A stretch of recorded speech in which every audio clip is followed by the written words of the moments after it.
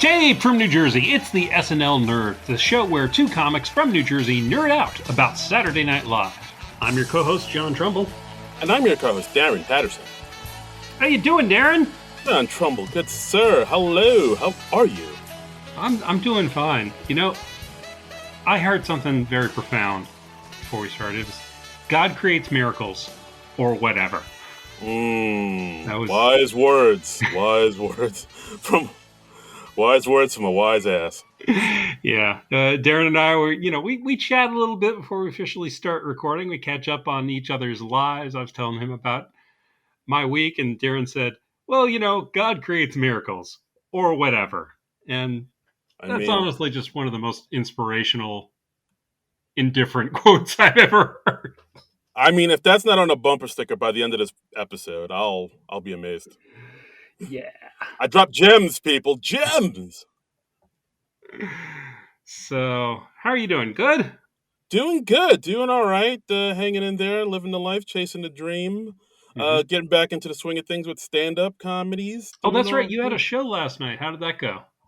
Went okay. Not too bad. We had one guy who was I don't know. He was a kind of a problem, but not really. Oh, a kind of sort of heckler?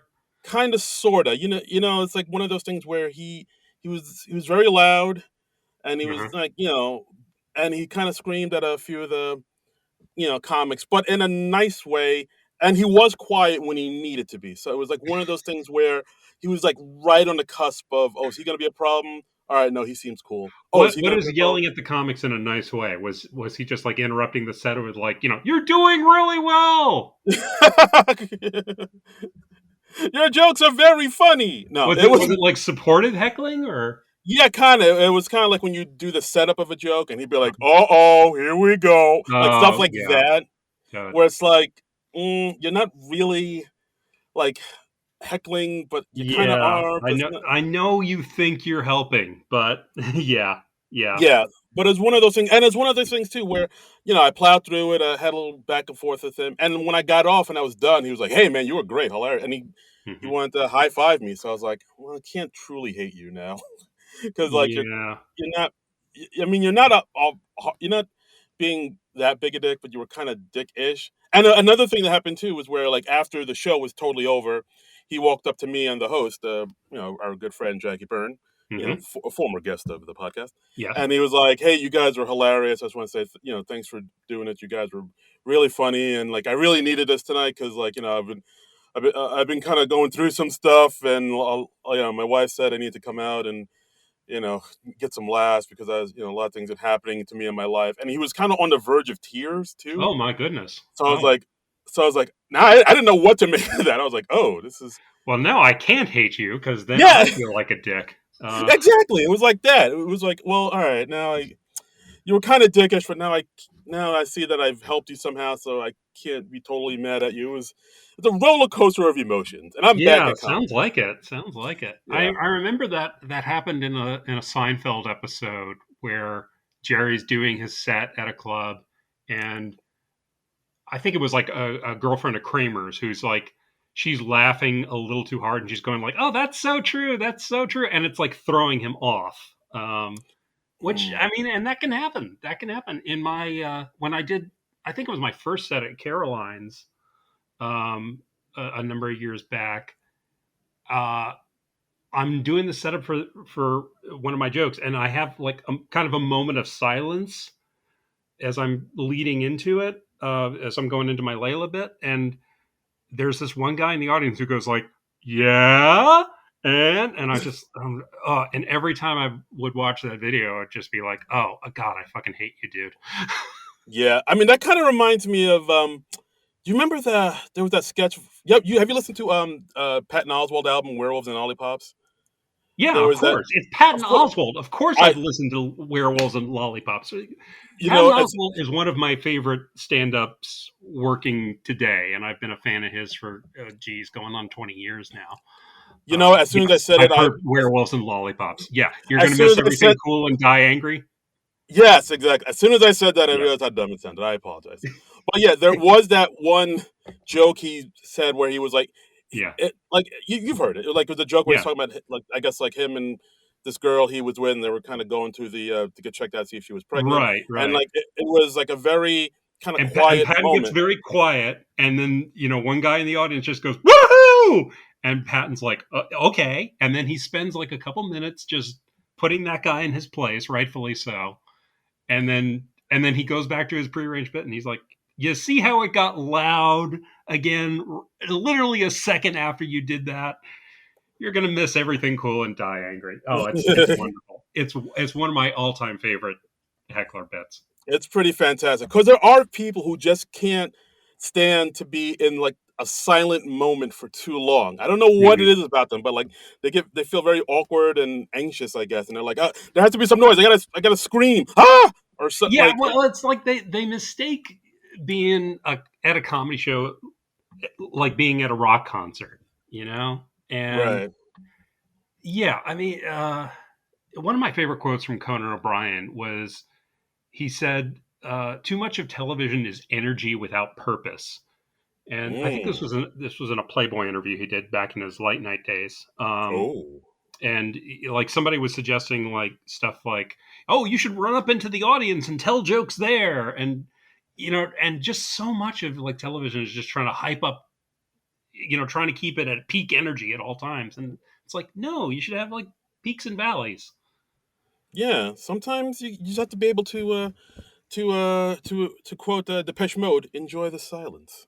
Yes, Yeah. exactly. Yeah. Or Gotta as be able Billy to. Joel said, leave a tender moment alone. Absolutely. Yeah. See, as always, we come through with the pop culture references that these kids of today will understand. I mean, cutting edge I mean, we're pop culture. practically TikTok. Yeah. We're going to get into the episode of SNL in a couple minutes, but first we have a couple of things to talk about. One, I checked out Murderville this week Hey, what were your on thoughts? Netflix. Yeah. So I was okay on it. I was like I ran a little hot and cold on it. Some Oh, okay. episodes I really really liked. Other episodes I was just like, this one doesn't do much for me. Um, Okay. yeah, Murderville. If you aren't aware of the show or you didn't listen to our show a couple weeks ago when Darren watched it, it's a show with Will Arnett from Arrested Development. He plays a detective, Terry Seattle, and he has celebrity guests on the show as his partners.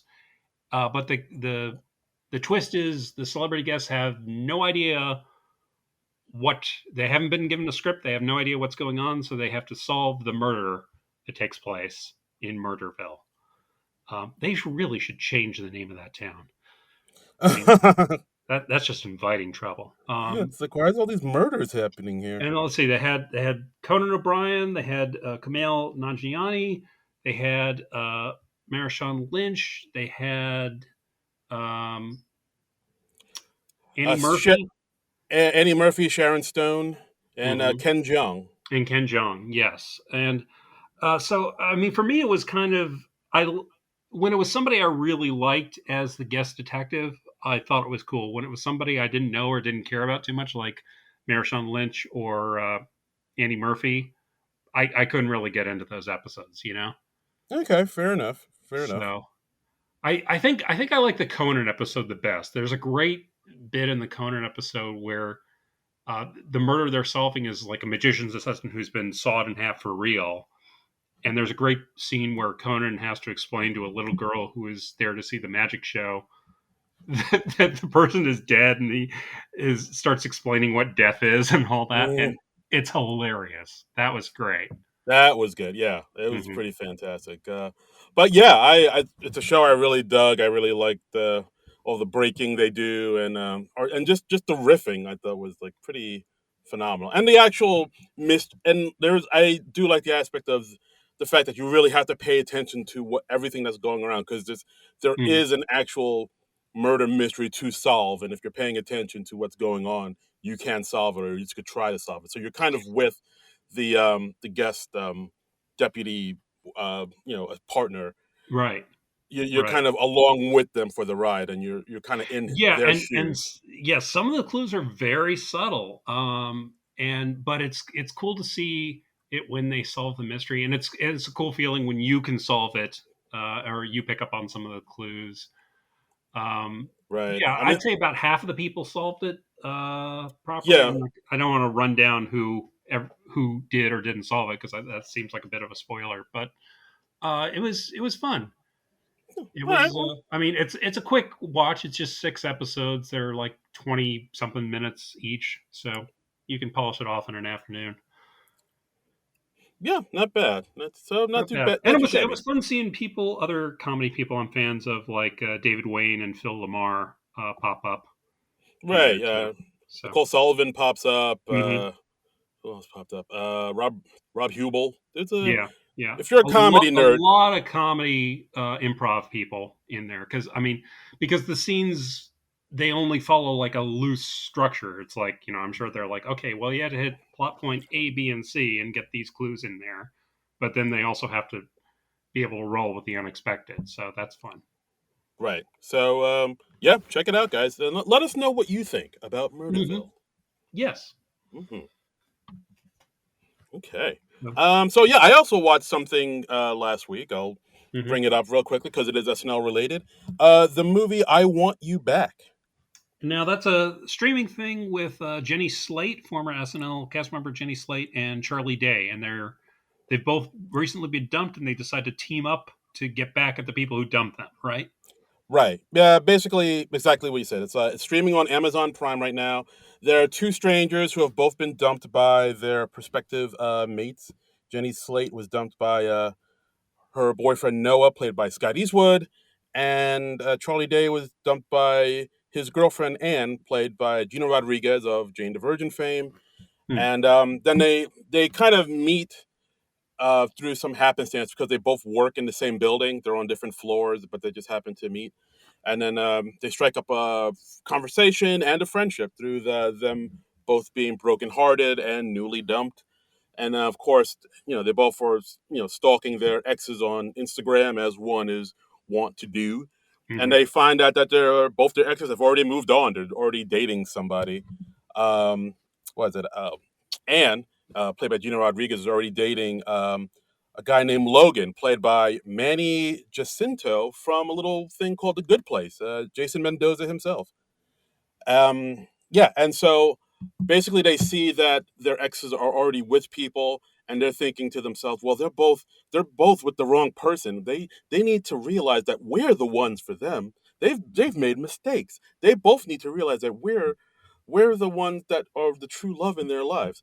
So hey, maybe what we could do is like we could help each other by breaking up each other's exes relationships. You get in the way of my ex's relationship and break them up, talk me up and have him realize I'm the one, and then I'll talk to your girlfriend and break up their relationship and realize that she's the one for you. So it's basically like if Strangers on a Train was a rom-com.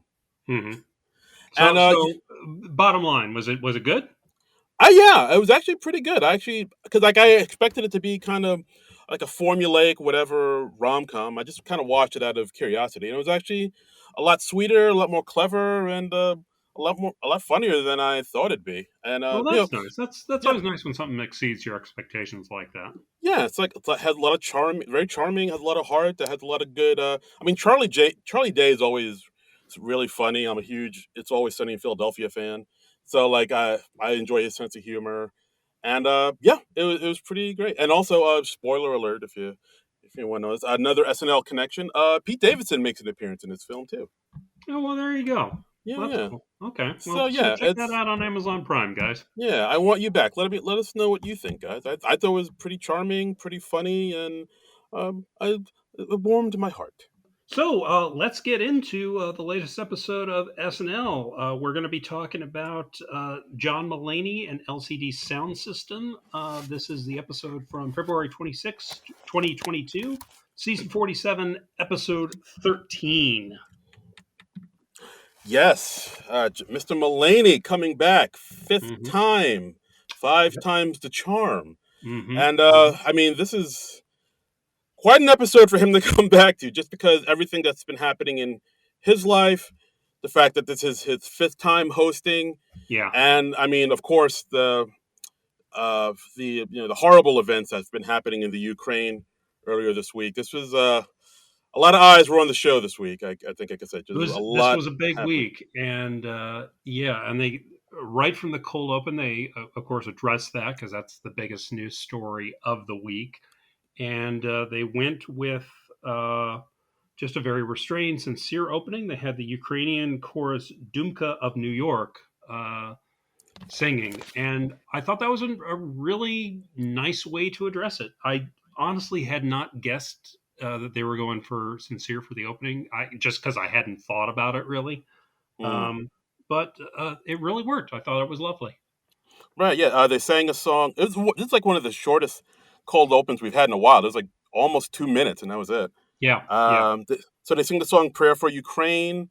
They're introduced by Kate and Cecily, and yeah, it's just this really beautiful song sung by the Ukrainian choir, and then it's just Hmm.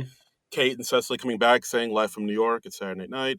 We see Hmm. that there's some candles in front of them that spell out Kiev Kiev. and Kiev. I'm sorry. I don't, Yeah, it's, that's the Ukrainian pronunciation. It's the one syllable pronunciation. Kiev Kiev. is apparently the Russian pronunciation. So Oh Jesus! All right. yeah. Whoa. All right. I did not know that. I take that right on back. Apologies. Well, this was a teaching moment. Okay. This is how we learn. This is how we This learn. is how we learn, people. Yeah, no, it took me a while, and the spelling is different too. It's like KyiA. Is that correct? Um, I thought it was No, wait. There's got KY. to be a V in there. Yeah, KY. Isn't it KYVIV? I think so. Yeah, Okay. something Um, like that. I'm not used to seeing it written that way, but it's apparently yeah. The other way is the Russian spelling. So yeah, we want okay. to avoid that. All right. So I thought, yeah, oh, KYIV. Okay, there we go. Okay. But yeah, I mean, this is something we've talked about before in the podcast about how do we feel about serious, somber cold opens, on the show. I Yeah, guess like I think we've said like we can kind of go either way on it because it is yeah. difficult to sort of have like a serious somber opening and then go into a comedy show for I think laughs. I think this was an instance where it really worked because I think largely because they didn't make a meal of it. Mm. I mean, I, I only want the show to go sincere, like few and far between. I thought like when they had Kate McKinnon as Hillary singing the Leonard Cohen song "Hallelujah" after Trump was elected, I thought that was a bit much. Uh, Um, yeah, I could see that, and you I know, think I understand. I totally understand why why that hit people hard, but it was not a national tragedy on the scale of like 9/11 or the Russian invading Ukraine. yeah, So I could see that. I was trying to think how that like you said I mean I guess it's pretty much infamous at this point yeah, the opening where Kate was playing Hillary singing Hallelujah. That was yeah, kind of, I mean, that rubbed a lot of people the wrong way. But whereas this one, everybody is very positive. And I think the difference might be is because it's like you said, like it wasn't that long. They didn't make a meal out of it. They didn't like really milk yeah, it, and also the fact that it was the Ukrainian chorus, and so it's like people who yes, are sort of directly impacted by this horrible tragedy or this horrible right. events that are happening. I guess it was the same way that when they had the 9/11 opening, back in 2001, they Hmm. had actual firefighters and police officers and EMT and emergency workers on the stage. And There's that like mayor guy. yeah, well, let's not bring him up, but yeah, That's why I didn't name him. oh, smart. But yeah, like I think there's something to when you have people who were directly impacted by the horrible Hmm. events that it's a little bit more respectful and a little bit more heartfelt and earnest than Yeah, I like that they went to the effort to find them and put them on the show. And again, I love that it was only 2 minutes. I hope that they continue having shorter cold opens. It was having a short cold open made such a difference to the show. I thought yeah, absolutely. it was so nice not having like a big 7 minute monstrosity. Yeah, no, this was just 2 minutes, get the message in live from New Yeah. York. We're out. It does. That's all you need. That's all you need. I'm all for shorter cold opens, like I mean, I'm assuming four they. or 5 minutes max. Yeah, I mean, I'm assuming they had to make it shorter because of two sketches that happened later on in the show, but we'll get there. So I think Yeah. it was probably out of necessity, but I'm with you. Like if I think shorter cold opens, just to get Hmm. in, introduce what you got to introduce, and get out are the way to go. And I think the other reason to have a short cold open was because you got John Mulaney hosting. You want to have him do a nice long stand up set, and he came out. He did 7 minutes of his monologue. Came out with his hand mic, which I always love. That whenever our stand up hosts, they got a hand mic for the monologue.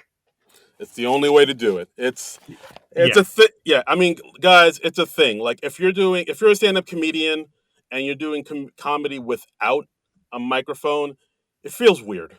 You it's don't the know what to do. weirdest thing. Yeah, Like I've only done it maybe like once or twice, and it is you don't know what to do with your hands. yeah. It's like it's a whole nother beast. Yeah, it's the weirdest thing. So he came out and said, after a very complicated year, it's great to be in a place that's always emphasized sobriety and mental health. Um, great line, great line. He talked about his intervention, and it'll be real familiar to people who saw his segment on Late Night with Seth Meyers last year, a few months back. Uh, Yeah.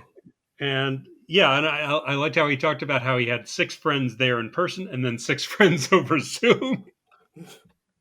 Yeah, and he was like, "Well, if you really cared about me, you would have flown in." Yeah, and he's like, "Don't worry, I played that card multiple times." Um, he also briefly mentioned the insurrection. And he was like, "Hey, that happened when I was in rehab.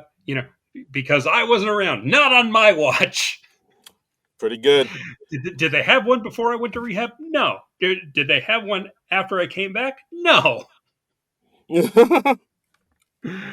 I mean, that was great. And the meat of his monologue was he was talking about how in rehab they make you uh, delete the number of your drug dealer and block them. Uh, Yeah, this was a great which, story. I mean, that's a thing. It makes total sense. And he talks about how he was basically breaking up with his drug dealer, Arvin. I shouldn't have said his name, but whatever. Oh boy. And John Mulaney is so polite. He was just kind of like, well, thanks for all the nights that turned into mornings. And and his drug dealer was so polite. He texts back, "I'm so proud of you that you're getting cleaned up." Yeah. And it emerges that his drug dealer apparently wasn't a drug dealer until John Mulaney started asking him for drugs. Wow. Because he said like, yeah, I gave you drugs because I Right. didn't want you to get like worse stuff off the street. Yeah, I was worried about your safety. So I got you drugs. And he's actually a painter by trade. And John Mulaney's like, so then how did this happen? And the drug dealer's like, I don't know. You just kept asking. So apparently he turned a man into a drug dealer. Wow. Cocaine's a hell of a drug. This was an incredible set. Yeah. I love this set. I love that joke. I love that story. Yeah, It's pretty solid. Pretty that's solid. terrific. And I'm sure he's doing this. He's on tour right now, and oh man, I'd love to uh, go see him, but I know his shows are selling out super fast. So Yeah, I don't know. he added some new shows, but I'm pretty sure they're Yeah. going to be booked up. And he also had some jokes about his now that he's a new father, he has of course Mhm. got to make some dad jokes, and he had some new Right. jokes about his new son Malcolm that were pretty Yeah. great too. 12 weeks old, and he was talking about how Malcolm's favorite pacifier was discontinued. He's like looking at them longingly because they have a backlog of them, and he's like, "Oh, I'd love to have that, but I know it could kill me." And it's like, It's well, welcome to my world, kid. pretty good.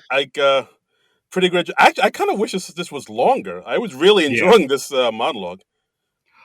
I mean, I would have loved more, but I love what we got. It was a Yeah. 7 minute set. It was really solid. Not a bad joke in the bunch.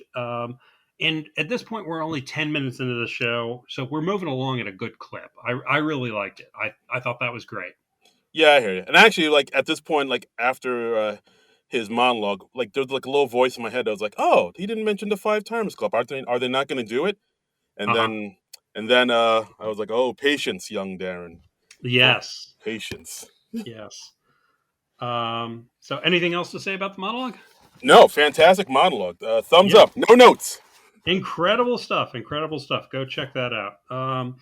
So our first sketch is called Monkey Trial. It's a courtroom scene. Melissa is playing a person who's gotten mauled by her neighbor's wild monkey. And you see this and you think, oh, this sketch again. Um, so Melissa is suing her neighbor. Keenan is the prosecutor. Cecily's the defense attorney, and they find out that Judge Tango is presiding, and it's John Mulaney in like Planet of the Apes type makeup, and he's a Right. monkey judge. I mean, how do you come up with this idea for a sketch? It just seems like you just grab two random words and put them together and be like, "I'll make a Yeah, sketch out of this."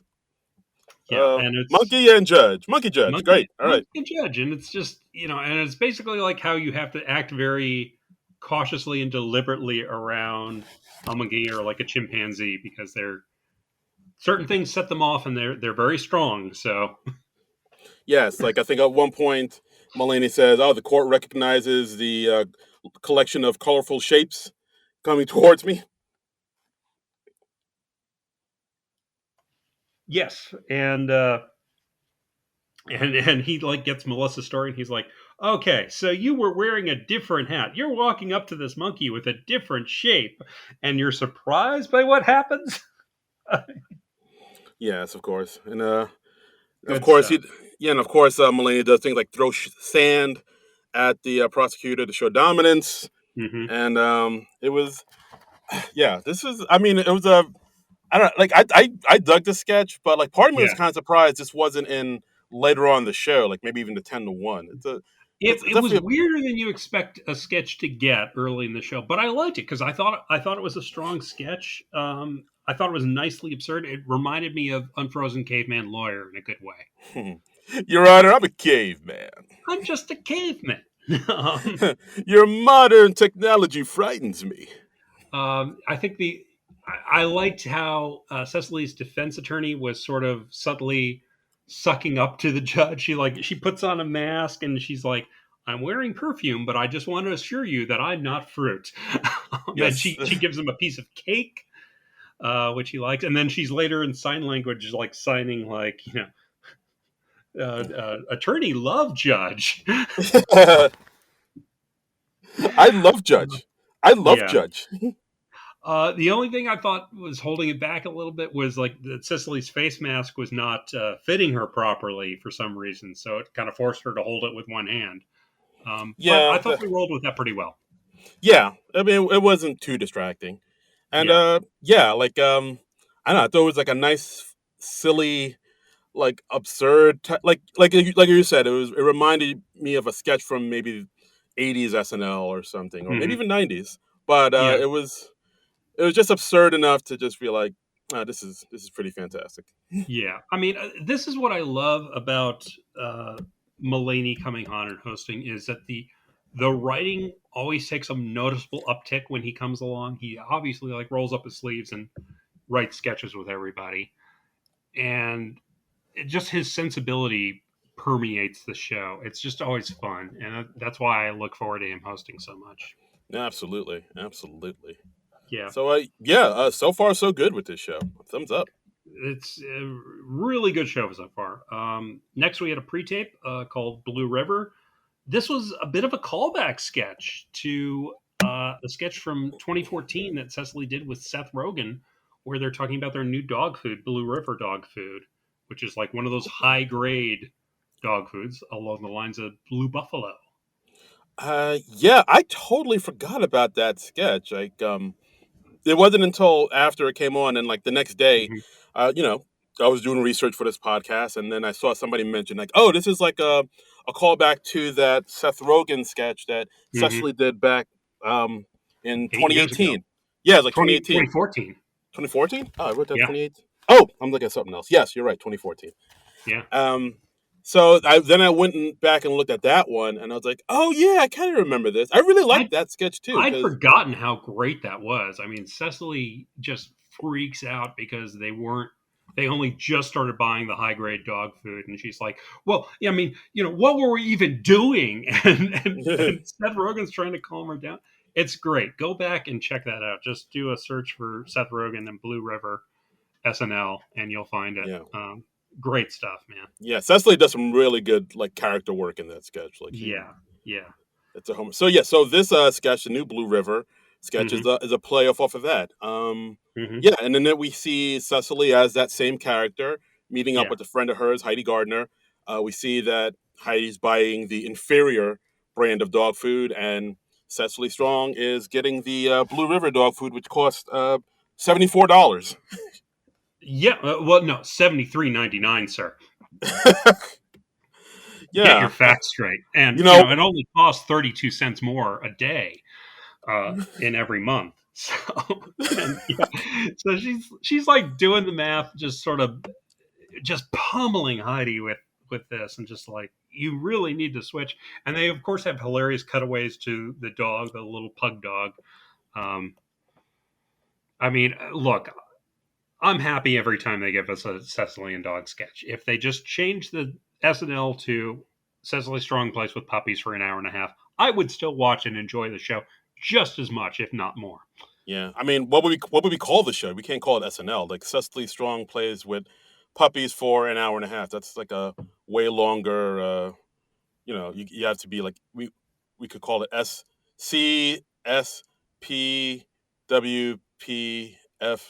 SCSPWPFHAH. That's Yeah, that's fine. that's that's too Let's long go with for a that. that's too long for a t-shirt. We can't do that.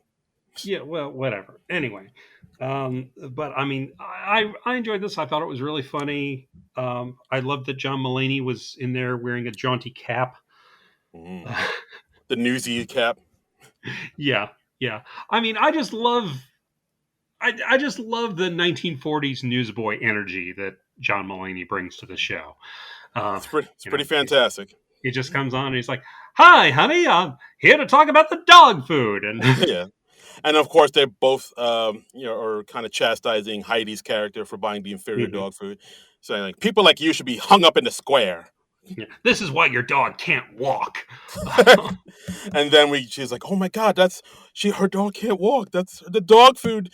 That I never thought about it that way." And it's like we Yeah, just see Cecily kind of spiraling more and more into like guilting yeah, Heidi into buying her the better, more expensive dog food. We see Chloe come up holding a rabbit, saying like, yeah. Why don't you love your dog? Get her the more expensive dog food." And then the absurd touch at the end of just John Mulaney saying to Cecily, "I'm finally ready to make love to you," and she's like, "Oh, baby, oh, we can go really slow." And now suddenly we're just off on a tangent about this couple's sex life. Yeah, it's like, oh, I guess John's impotent now. What's going on here?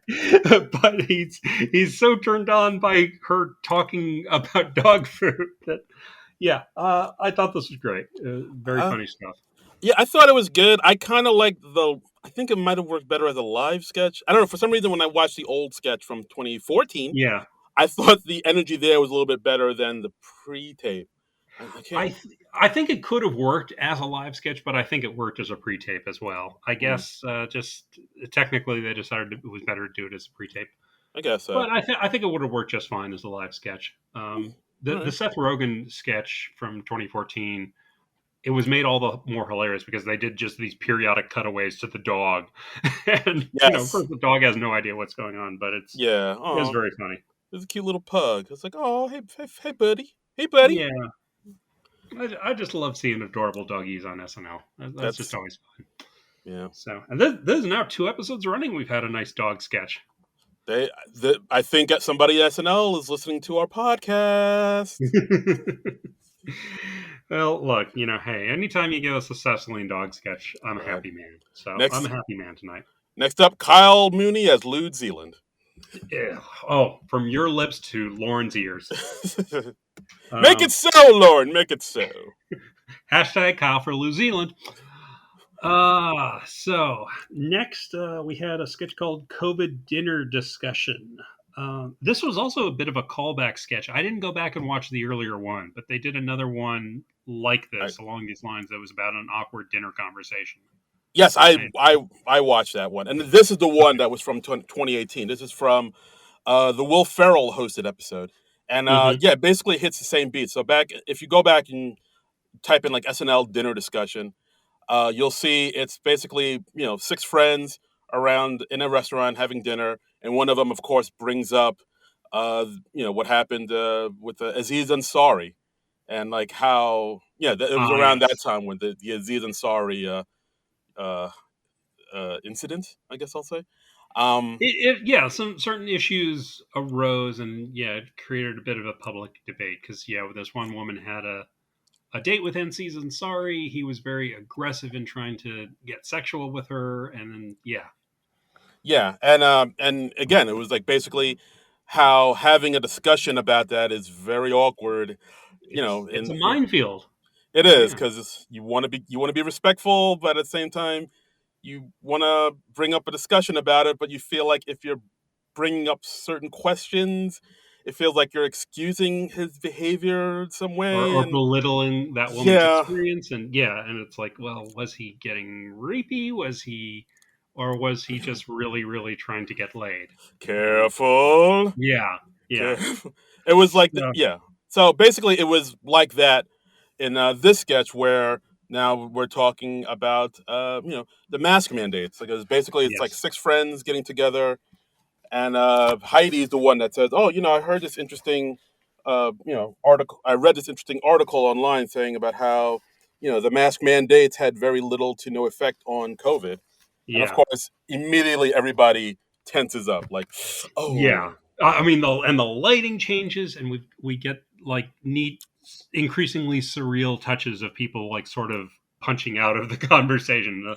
Kate McKinnon has like a little miniature elevator whose doors close in front of her face. I think my favorite moment was Heidi like actually taking an infinity gauntlet and dusting herself.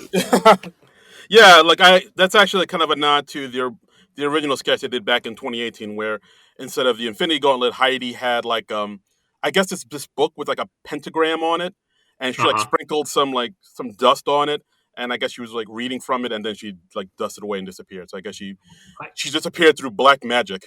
It's really impressive that they pulled that off on the live show. I don't know if they did that effect live somehow, or if that was just like an insert shot that they pre-taped and stuck into the sketch. But however they pulled it off, it worked wonderfully. Right, exactly. The one shot where John Mulaney was pulling out his own tooth with pliers. That's a nice touch.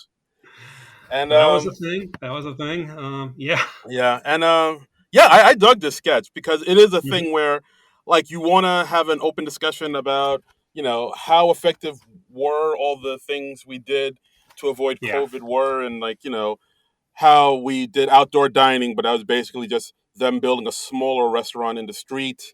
And it's like, do we even need the mask? And like you want to bring up things like that, but you can't, because if you do, you sound like an anti-vaxxer, and people automatically think you're anti-science. So it's like it's a thin tightrope you got to walk, where you want to question what you're doing, but at the same time you got to assure everybody, no, I'm boosted and I'm vaxxed, and like I believe in the science, but at the same time I have questions, because when you have questions, people are like, "Ooh, I'm just asking questions. I'm just asking questions." Oh boy. Oh man, I'm sweating. I'm a white man with a podcast. I have to ask questions. Oh, you still have the Cut for Time sketch? Yeah, no, I gotta do my own research on this. Oh boy. I'm sweating. It's so hot. So this is good. I like this again. I liked the surreal, absurd touches. It was a lot of fun. Yeah, and of course they ended with Mulaney saying like, "Oh, we can't be like this. We got and him trying to sort of bring everything together, and then him saying, "Hey, when an anti-vaxxer gets it, I get happy." I can relate to that feeling. Oh boy. Schadenfreude. And hey, speaking of COVID, that's also the topic of our next segment on the show. Please Don't Destroy sketch called Good Variant, which is just Oh, the Please Don't Destroy boys watching the news, and they discovered that there's a variant of COVID that's mutated so hard it actually makes you feel good. yes, it comes from the beaches of Cabo San Lucas. Yeah. And So they call it the Galvini variant. I was trying to figure out why they named it that. I thought maybe it's like the name of a writer or a props guy or something, but I couldn't I find anything on it. no idea if that had any significance. Yeah, I didn't think to look into that, but maybe it's just a fun nonsensical word. Maybe. Galvini sounds like Right. a nice pasta. I guess so. Ooh, I'll But have yeah, well. so they get excited about this as they find out about this, and we have a nice surprise Paul Rudd cameo, who's discovered that the new variant actually makes you play the synth really well. So we got Paul Rudd playing the synthesizer and doing a few dance moves, and that's always fun. Right. We see Sarah Sherman as like the COVID nurse testing, Hmm. swabbing everybody's nostril, and it's like, oh, you got it, and you got it, and it's like Yep, literally them, everybody partying in the writers' room because they all have this awesome new strain, this right. awesome new variant called Galvini. Al Roker comes in with a party sub. Al Roker makes an appearance. That's when you know a party's off the hook when the roke comes in. Roker, and like it's them doing, Roker. and he's like doing like Jaeger bombs and all these shit Hmm. shots and shit. And He's doing Edward 40 hands where you tape two 40s to your hands and you can't get the tape off your hands until you finish both of the 40s. I've heard of that. I've never done that, but I have heard of it, and Yeah. it just seems like trouble. I don't think that game was invented until after my college days, and that's probably the last time I could have safely done that. Oh, I'm sorry. If I did that at age 49, I think I would be taking my life into my hands. Yeah, we'd have to have an intervention for you. Zoom in people from LA. Yeah, exactly, You exactly. know. And I only know like 6 people in LA, so Oh man, but um, yeah, I mean, this sketch is the frenetic energy of this sketch this really was only like what 2 minutes, 3 minutes? something like that. Yeah, it's a short Yeah, sketch, but they pack in a lot in that 2 or 3 yeah, minutes. yeah. It's like 3 minutes 17 seconds on YouTube, so it really moves, and it's again. I keep saying this, but a lot of nicely absurd touches. They like that makes you grow long, luscious locks, and then everybody's in wigs, including Roker. Yeah, they look on their phone to see Fauci hooked up with Sawiti. Yeah. Uh, Pokemon are real, but then they're attacking the Capitol. But then they discover that they're actually just attacking the Capitol to pass legislation for free Xboxes for everyone. yeah, I think at one point, then Sarah Sherman tells Martin that he tested positive, but for anal worms. Yes. And I was like, oh, that's unfortunate. Yeah. So, So get yourself tested for anal worms, guys. That's what we're saying. yeah, I mean, yeah. Yeah, yeah. Get that colonoscopy. Don't put that off Yeah, yeah. Have the doctor stick it up the butt for health. for health. Or for fun if you're into Yeah, that sort of thing. hey, whatever, man. Whatever floats Yeah, your boat. we're not here to kink shame. Yeah. But yeah, this sketch, I love the energy of this sketch. Hmm. It goes there. It's pretty I thought that was Yeah. pretty great. I mean, just Al Roker playing Edward Forty Hands is just a hilarious concept in and of itself. And Right, what a sport Al Roker is. right. And then they did something at the end of the sketch that I haven't seen SNL do in a while, where they transitioned from that sketch to the next sketch, which is Uh-huh. very kind of Mr. Show Monty Pythonish. Which Yeah, again, that's a good point. Yeah, we actually open up on the next live sketch with them watching that on their monitor. Yeah, that was a cool touch. yeah, and of course we see in their five timers robes Mr. Steve Martin, Mr. Hmm. Paul Rudd, and Hmm. Mrs. Candace Bergen. Yes, all five timers. Mm-hmm. And it's kind of funny. Candace Bergen, not entirely certain who John Mulaney is. Yeah. And he says, well, if you have a niece or a son who's bad at sports, they might know me. Which I think John Mulaney knows his fan base. He does. He does. Yes. Awkward, nerdy dudes and ladies. Yep, yep. And I like how after a little bit with Paul Rudd, he just John Mulaney just says Paul Rudd exits and Tina Fey enters because he has that power as a writer. Right. And as she does, enters Tina Fey. We get Tina Fey Yes, up in here.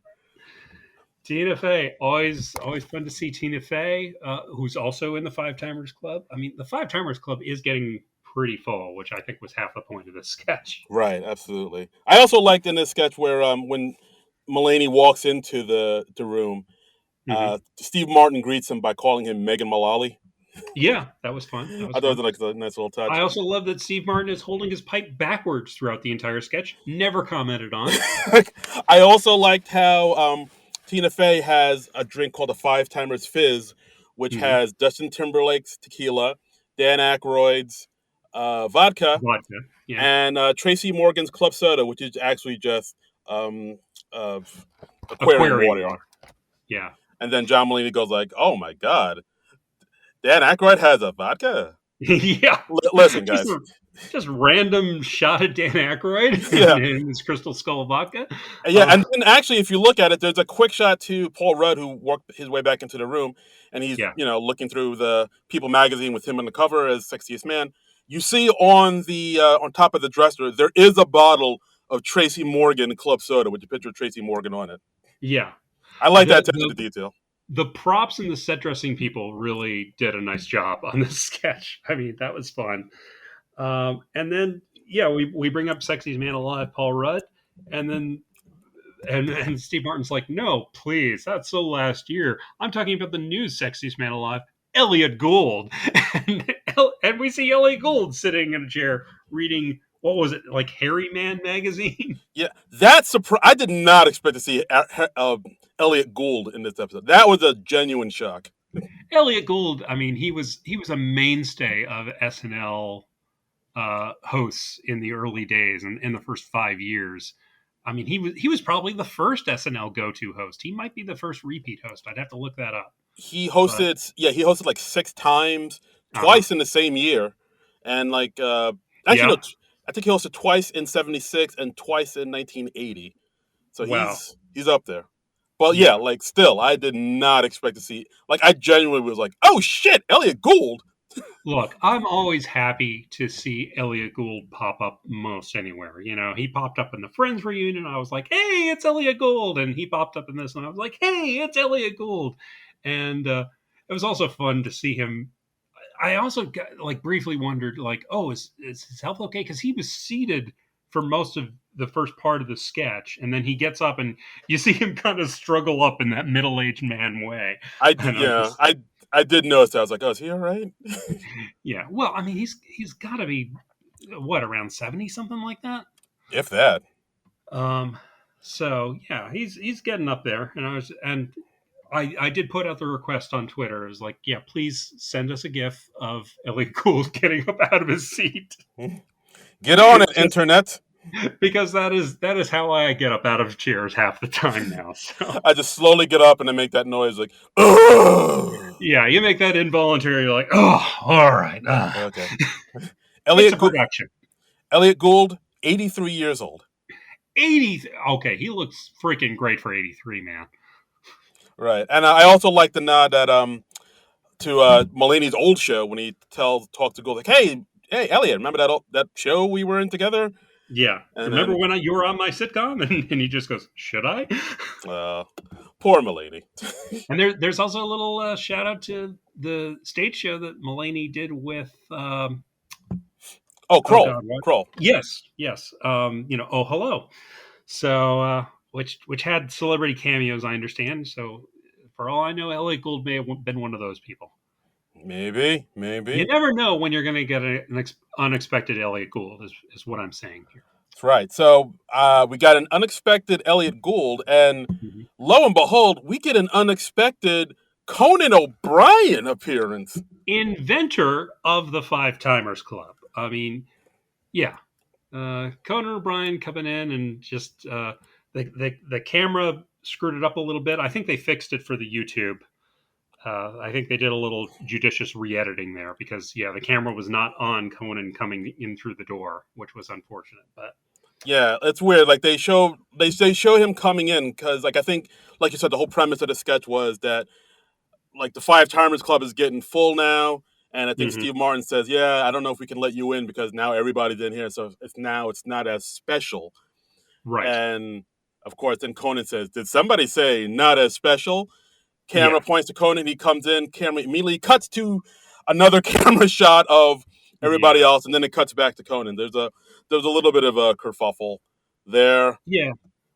Uh, And it's always noticeable when that happens on SNL because it so rarely happens on SNL. Because I mean, the camera crew is very, very, very good at their jobs, so it's unusual and surprising whenever something like that happens. but yeah, that was a big old boof. And then Yeah, and then of course we have Conan coming with some lines, and then he stumbled over some of his lines too. right. It was like, Recovered nicely though. He's just like, I drink a lot. well, who doesn't? And yes, if you go back and look at the original Five Timers Club sketch with Tom Hanks, when Tom Hanks got inducted with Steve Martin and Paul Simon and a couple other people that I'm forgetting right now. I think Elliot Gould might have been in that as well. Oh, it might have been. Yeah, Conan plays like the doorman in that sketch, and this is of course when Conan was still just a writer on SNL and before he was known. So it's funny to go back and look at that sketch, and you're like, hey, look, young Conan O'Brien. Yeah, young Conesy. Young Conan. And I understand that Conan was one of the Mulaney's inspirations when he was starting out as an SNL writer. So I Oh, think it was pretty meaningful for Conan to be there. I can see that they had the same type of comedic sensibilities. And yeah, it was very fun. I was also very tickled by, that they of course have Mulaney take off his jacket and put on his Five Timers Club blazer. And at the very end of the sketch, as they're like pulling back, you see Tina Fey like go and quickly pick up John Mulaney's jacket and hand it over to a stagehand, which I thought that was really nice. I was like, Very look nice. at Tina Fey going the extra mile there. Look at him caring about that wardrobe. All right, Tina. All right. Yeah. And yeah, so then they end up letting Mulaney into the Five Timers, and of course it ends with Conan wanting to say live from New York, and it's Saturday night into the camera, and Yeah. Mulaney be like, no, we already did that, Conan. Yeah. Even though we're in the middle of the show at this point, we're like dead in the middle of the show. And Conan's like, don't care, doing it anyway. Live from New York. And they even like zoom in on him like they would at the end of a cold open. It was cute. And it gave him a nice ending. Fantastic sketch. I don't know. After seeing this, I really hope. I know he hasn't hosted yet because he was busy with his own little late night talk show. But I really can hope Conan gets a chance to host sometime Oh, sometime in the no, future. he hosted before. He When did he hosted host? probably 18, 20 years ago. What? I think it had to be when he was still on NBC. But yeah, he hosted. He hosted. I remember him leading people through backstage. He did one of my favorite sketches of Moleculo, the Molecular Man. Look that up. Look up Conan O'Brien Moleculo, Son of a and bitch! You're right. Wow, I stand corrected.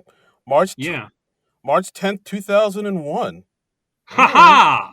Yeah, there we go. 19 years ago, right Yeah, in the middle. musical guest Don Henley. Don Henley. Wow. Okay. That's all right.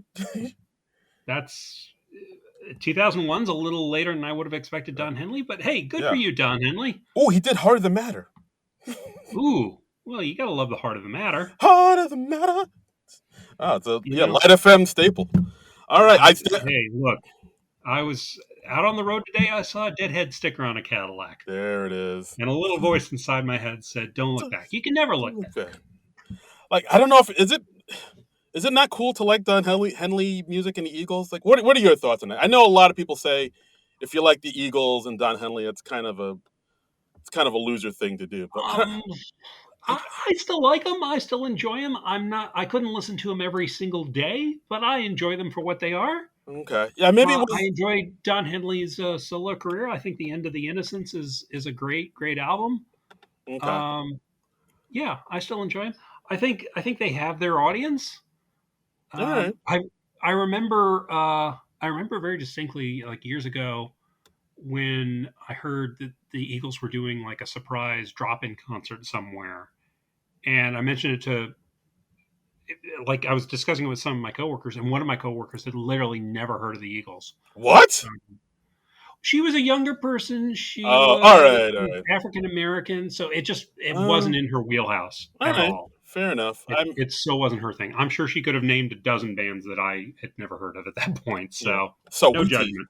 All right, yeah, that makes sense. Like if you're of a certain age, there's some stuff that like from that was just before your time. I think we grew up in that era where like stuff we know about stuff that was before our time just because there wasn't any internet and no cable Yeah, really.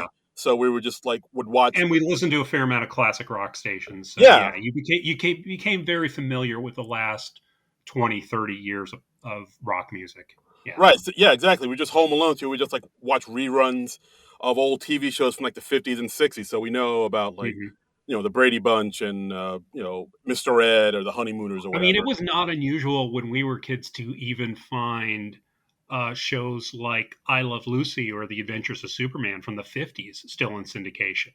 Yeah, no, absolutely. I remember clearly watching like I Love Lucy, The Honeymooners. I was really into Get Smart once we got like cable and like Nick and Night came on. But yeah, like Laughing. I love Laughing. So yeah, Hmm. we know about stuff before our time. But like nowadays, I don't think kids have that because like they have the internet and they have all these shows that are geared towards them and their likes in this moment. So like stuff like Gilligan's Island, they wouldn't know about. Yeah, yeah. Mm. And yeah, we'll get into that. It's like one of the shows that we watched in our youth gets a pretty strong reference in one of the later sketches. Oh, I have thoughts on Um, that. so we're going to get into that. Darren's going to give Oh, a TED talk, apparently. So, I'm getting my headset ready. I'm wearing my black sweater, my okay, black but turtleneck. But first, we have our musical guest of the week, LCD Soundsystem. They, of course, did two numbers, as SNL musical guests are wont to do. They did Thrills and Your City's a Sucker, which I understand are both from their debut album like 17 years ago. Oh, really? Yeah, yeah, I saw Yeah, that on the YouTube comments. I didn't go and verify that, so I'm just taking a YouTube comment at its word. that's Uh, interesting. so Do they not have a new album out? I don't know. Okay, so I Because take it. again, I did not really research this. Got it. I read a single YouTube comment and I was like, oh, that's interesting. I'll mention that on the podcast. And that was the end of my research. And we're done. And we're done. I've got John Mulaney sketches to rewatch. Yeah, I'm looking at them now. You're correct. Both of these songs off their self-titled debut album from 2005. Look at that. Look at that. So yeah, Thrills. I wasn't too familiar with LCD Sound System. I knew of them, but before this, I don't know if I could have named one of their songs. I know they have like one song that's kind of like synthy. I remember hearing Yeah. it like around quite a bit. Like I know there's that one song. I believe it's called like New York, You're Bringing Me Down or something like Uh that. huh. Again, I'm not. I mean, I know I'm not the biggest LCD Sound System fan. I know they have like a huge fan base and they're Yeah. very New York I kind centric. of dug the stuff they did on this show, though. The first number, Thrills, it had this sort of neat industrial sound to it. It's always a little weird when it's a band with that many members. There are like 8 people in LCD Sound System, and that's like 2 sets of Beatles. That seems like a lot of people. Yeah, that's like an Arcade Fire, Wu Tang Clan worth of people. Right. That's more than like BTS. So it's a lot of people for the band. And you've got like two drummers, you've got people on different synthesizers and percussion I think there was a guy in the back who was just checking his email at a laptop. Um, I'm that not entirely certain that every person in the band is participating at any given moment. that man is playing Galaga. Yeah, It is exactly. I am not 100% certain that every single person in the band has a function. You didn't You think we feel like noticed, but we did. I think you feel like there are a few extra people, like that one guy in the Mighty Mighty Boss Tones who just danced. Yeah, exactly. Mighty Mighty. That's another band with just way too many people in it. It's like, is everybody here But that's kind music? of the beauty of it. That's Yeah, kind of exactly. it's just like a freaking mob scene, You see and, one. and it's kind of fun. It's kind of fun. It's like that one guy's just taking pictures on his Instagram of all this. Is he Exactly. playing an Exactly. instrument? I swear to God, there was like one guy in the back. It looked like he was just on a laptop, and I'm like, I bet he's just checking his email. So, He's just tweeting out on stage with the band. I'm about that life hashtag. and that would be cool. Hey, if you can get away with that, more power to you. I say. Absolutely, do what you can. Yes. I mean, what do you think of LCD Soundsystem? I I thought they were okay. I don't know. Their music was a little. I don't know if I can get I into it liked totally. them. I Okay. enjoyed them. I liked the second number, "Your City's a Sucker," more than the first. Um, I just thought it was a catchier thing. It was, it had a good hook to it. Yeah, I Yeah. liked them. It's not my usual thing, but I thought they were good. Yeah. Like I guess it was like more kind of maybe not prog rock, but maybe a little industrial, a little electronica, maybe Little techno-y, yeah. You techno-y, know, maybe post-punk too yeah. at I don't points. know exactly how you would categorize them. Like I said, the first number sounded very industrial to me. The second number was a little more. I don't know if poppy's the right word, but it was a little more mainstream, I guess. Yeah, I guess so. Like I mean, I applaud SNL for putting them on because yeah, their music isn't. I know their music isn't for everybody. It's a little. It can get a little out there, and maybe like Uh huh. mainstream audiences are like, I don't get this. So like, I applaud them for putting them on. But yeah, both these songs, I was like, I don't know if I don't know if I'm digging it. Although it's interesting, but I don't know if I quite connected to it. Basically, Okay. Well, it sounds like I dug them a little more than you, and yeah. that's okay. Oh, that That's is okay. okay That's because all you're right. good enough, you're smart enough, and God darn it, people like you. Thank you, man. That means a lot. Thank you. All right. So next we got a little thing called Weekend Update with two gents by the name of Colin Jost and Mike Like Che. a chair. Mike Che. Yeah. Um, Yeah. This is a shorter weekend update. No Short correspond. Weekend Update, only like 6 minutes. Yeah. No desk correspondence. No. It's just Che and Jost telling jokes. And yeah, apparently they cut the desk pieces for this week. I guess that was a cut for time thing, or maybe they didn't go or so hot. But apparently this was the first time that they had no desk pieces on update since 2006. Wow. Yeah, that's a long time. Yeah. I'll say it's been a minute. Lot of callbacks to distant shows of the past. I mean, we got the Blue River dog food. We got Conan O'Brien making an appearance on the show, and we got no desk pieces on update. It's a lot of they're testing people on their SNL history knowledge Right. this week. Everything old is new again. Exactly. We're on a big nostalgia fest because Yeah. the real world very uncertain right now. So Ooh. let's retreat to the comfort of the past. Let's do the time warp again. Yes. I didn't make too many notes about the jokes this week. They talked about the Ukraine invasion mostly, of course. I liked when Chase said he was asking a Russian friend of his her opinion on this, and she just said, "Michael, you no pay me to talk, baby." That was a good joke. I liked Che's joke. Other joke before this, where he's like, "Yeah, this is a what's happening in Ukraine is a very difficult thing to talk about and make jokes of. Like I've seen things like this before in my lifetime, but never to a white country." Yep, But that was like, that's an uncomfortable truth, but I respect it. got a real edge to it. Yep, Mm. that was good. And they also talked about Biden's new Supreme Court nominee, Ketanji Brown Jackson. Um, I liked how she had like sort of a scolding look on her face in the photo they pulled, and he said, shown here, not putting up with any of your foolishness. Not today.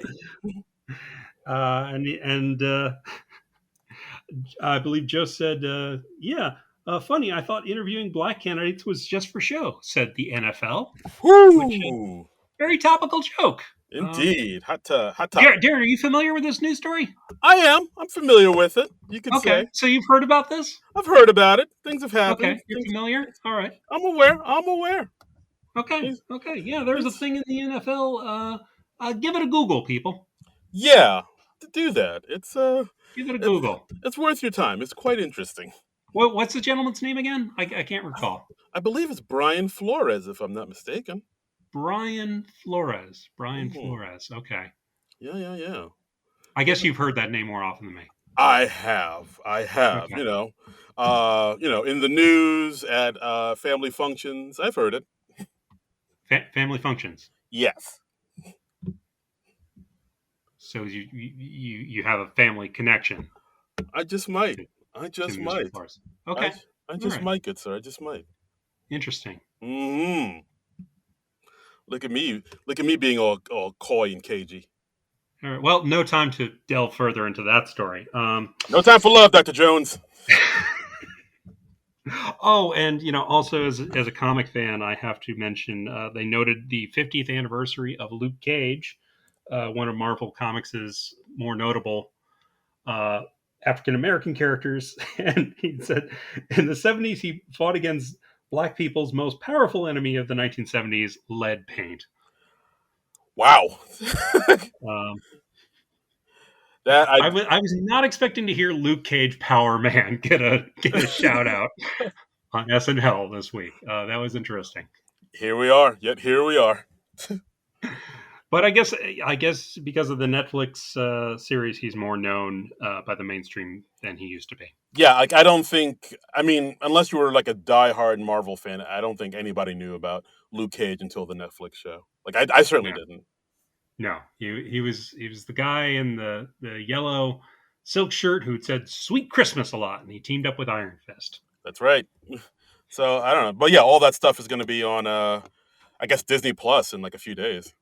Going From to what, Disney in March, yeah. So that's mm. that's cool. I'll have another chance to. I just got so behind so quickly on all the Netflix Marvel shows that I still haven't watched most of them Oh, to this day. what haven't you seen?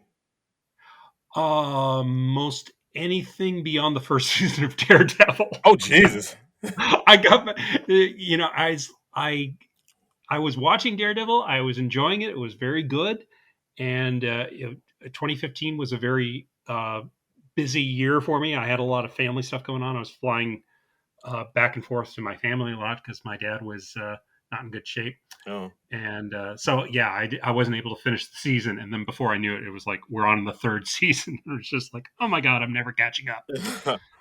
Yeah, well, I mean, I've seen them all, so I can honestly I could say Daredevil is solid throughout. Hmm. Luke Cage, the first season's okay. The second season is Yeah. a little touch and go. The main thing I know is that Iron Fist is not well regarded at all Yeah, because apparently the actor they cast was too lazy to do the proper fight training. So he was just kind of faking it. yeah. The guy that got to play Iron Fist, it's like you said, he's not really likable, and the way he plays it is kind of I don't know. He's just like not great. He was the wrong fit for this for the role. I'll Yeah. admit, the second season was better, but the first season it's like, oh, this isn't good.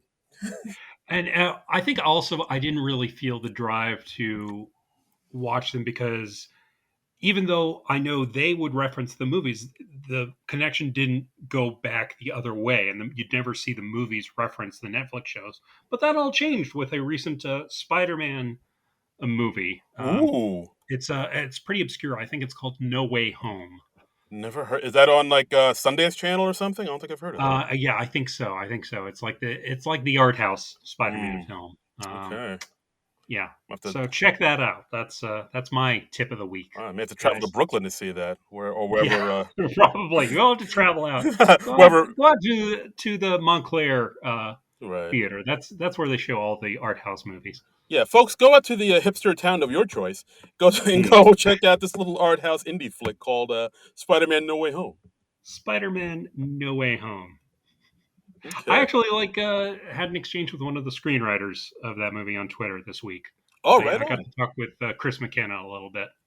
Oh, Um, yeah, I saw some segment that he was doing on YouTube where they were talking about the movie, and in the background he had a poster for Spider-Man: Far From Home, and it was still in the bubble wrap, and I Ooh. was like, Chris McKenna's, what's going on with that? Did you like just move, or are you just really bad at getting to things? And he's like, yeah, I'm bad at getting to things. I was away from my office for a few months because of lockdown, and just still haven't gotten to it. All right. No worries. All right. Fair enough. Fair enough. So he was nice enough to answer my curious question. Okay. So Fantastic. Uh, I guess maybe we should talk about SNL again some more. if we must, Uh, but yeah, weekend update. Not bad.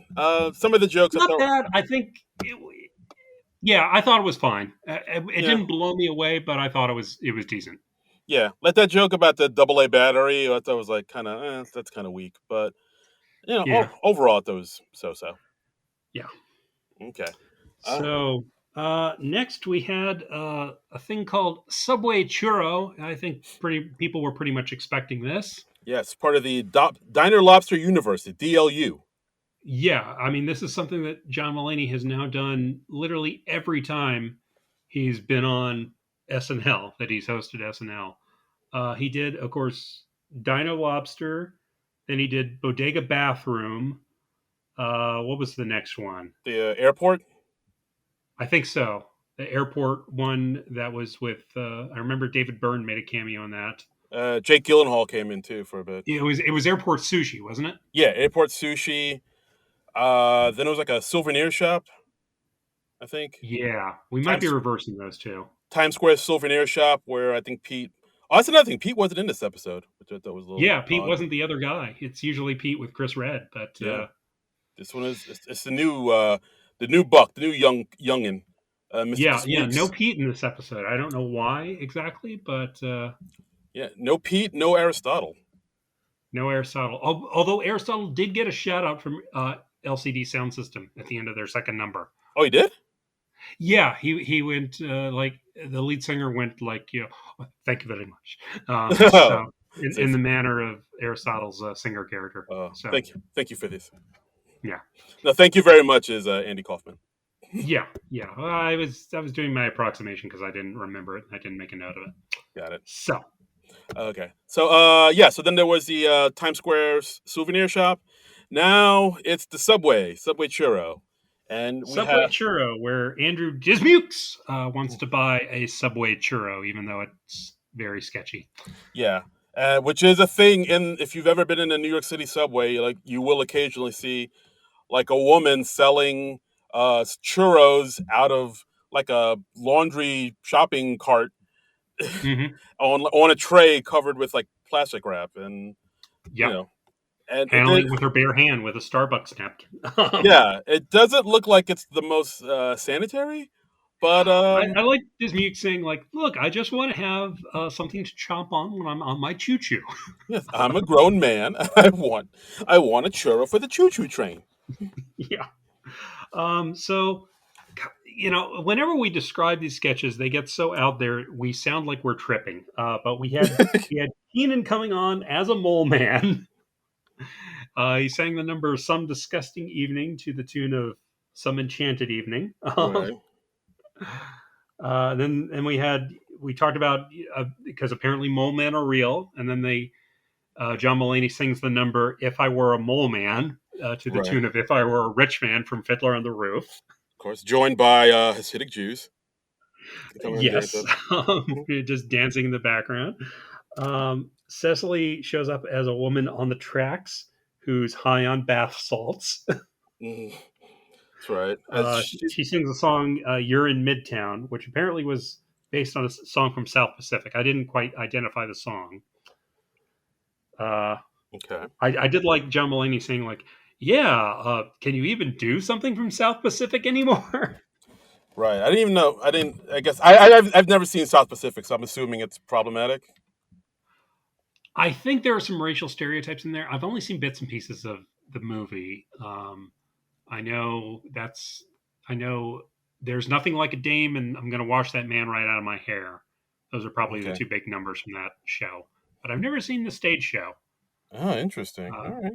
I should see it someday, and probably see a lot of Caucasian people pretending to be Asian. Ooh, oh boy. So it's like Yeah. Mickey Rooney times 10. It wouldn't surprise me if there was a little Breakfast at Tiffany's energy in that. Yeah. Uh, Um, Breakfast at because it's a show Tiffany's. from like the 50s. So, yeah, I figure there's a better than even chance there's something racist in it. Yikes. Uh, yeah. So tweet at us and educate me. Tweet at us at SNL Nerds Show and let me know what's problematic about South Pacific because I want to learn. Yeah, And I don't feel like going to the Wikipedia page right now. exactly. This is how we learn, people. Asking Uh, questions. really, I think the most amazing thing about the sketch is they built a freaking F train. They built a moving F train that comes in. I mean, I was amazed by that. That's the one thing about these big, lavish musical sketches is just that the set design, the work that goes into these things. I mean, good gravy. Like they built this in a All the week? Are you kidding me? all the moving parts. I mean, less than a week. I mean, because they start planning the show on Monday, so they're building this like Wednesday or Thursday, I think. Like, how is that possible? I don't know. My God, SNL production department, you deserve everything you get. You deserve a raise for this, man. That's right. We'll talk to Lauren. We'll have him bump up your pay a bit. Yeah, exactly. Whatever you got for this episode, it was not enough. Yeah. But we had Alex Moffat come off the sliding doors of the F train. But it's not just an inanimate thing in the background. It's moving. Yes. They built a And train, people, for your they built amusement. an F train. Are you not entertained? Yeah. But Alex Moffat comes on as like the creepy flasher on the subway, and he sings "Fapping on the train," Right. and he's got blurred genitals, which was a nice touch. Very nice. Yeah. It almost looked like he wasn't wearing anything, but yeah, he's got the blurry genitals. Got the blurry genitals. And we had Kyle Mooney popping up as Evan Hansen. Right. We had a LCD Soundsystem as the Guardian Angels. Yes. I Kate McKinnon as the puddle of unidentifiable origin. Very nice. And Yeah, I didn't recognize LCD Soundsystem as the Guardian Angels at first. I was like, wait, the lead guy looks familiar, but I know that's not Curtis Sliwa because I saw him on campaign commercials all the time. oh boy. He ran for mayor in New York, did not get elected. Yeah, that's right. But yeah, and I also liked how when they came in as the Guardian Angels, of Andrew Smuse looked at them and was like, "Whoa, it's Emily in Paris." Yeah, yeah, because he's got a beret. Yeah. And then finally we have A.D. Bryant come on as possibly the real Jesus, who's Jesus Christ with a New York Islanders beer helmet. Right, and then they all start singing "Jesus Christ Subway Car."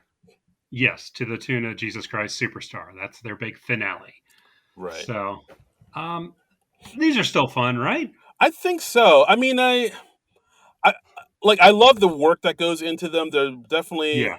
lot of production value. It's just like it's just it's just above and beyond what goes Yes. into a sketch. I mean, I still find them enjoyable, but again, like I don't think they'll ever get to that first time we saw it, just because it was like so new and so Yeah. unexpected. So, Yeah. I mean, have we reached the end of the line with the Diner Lobster universe, you think? oh wow, Should we retire it after this? end of the line, no pun intended.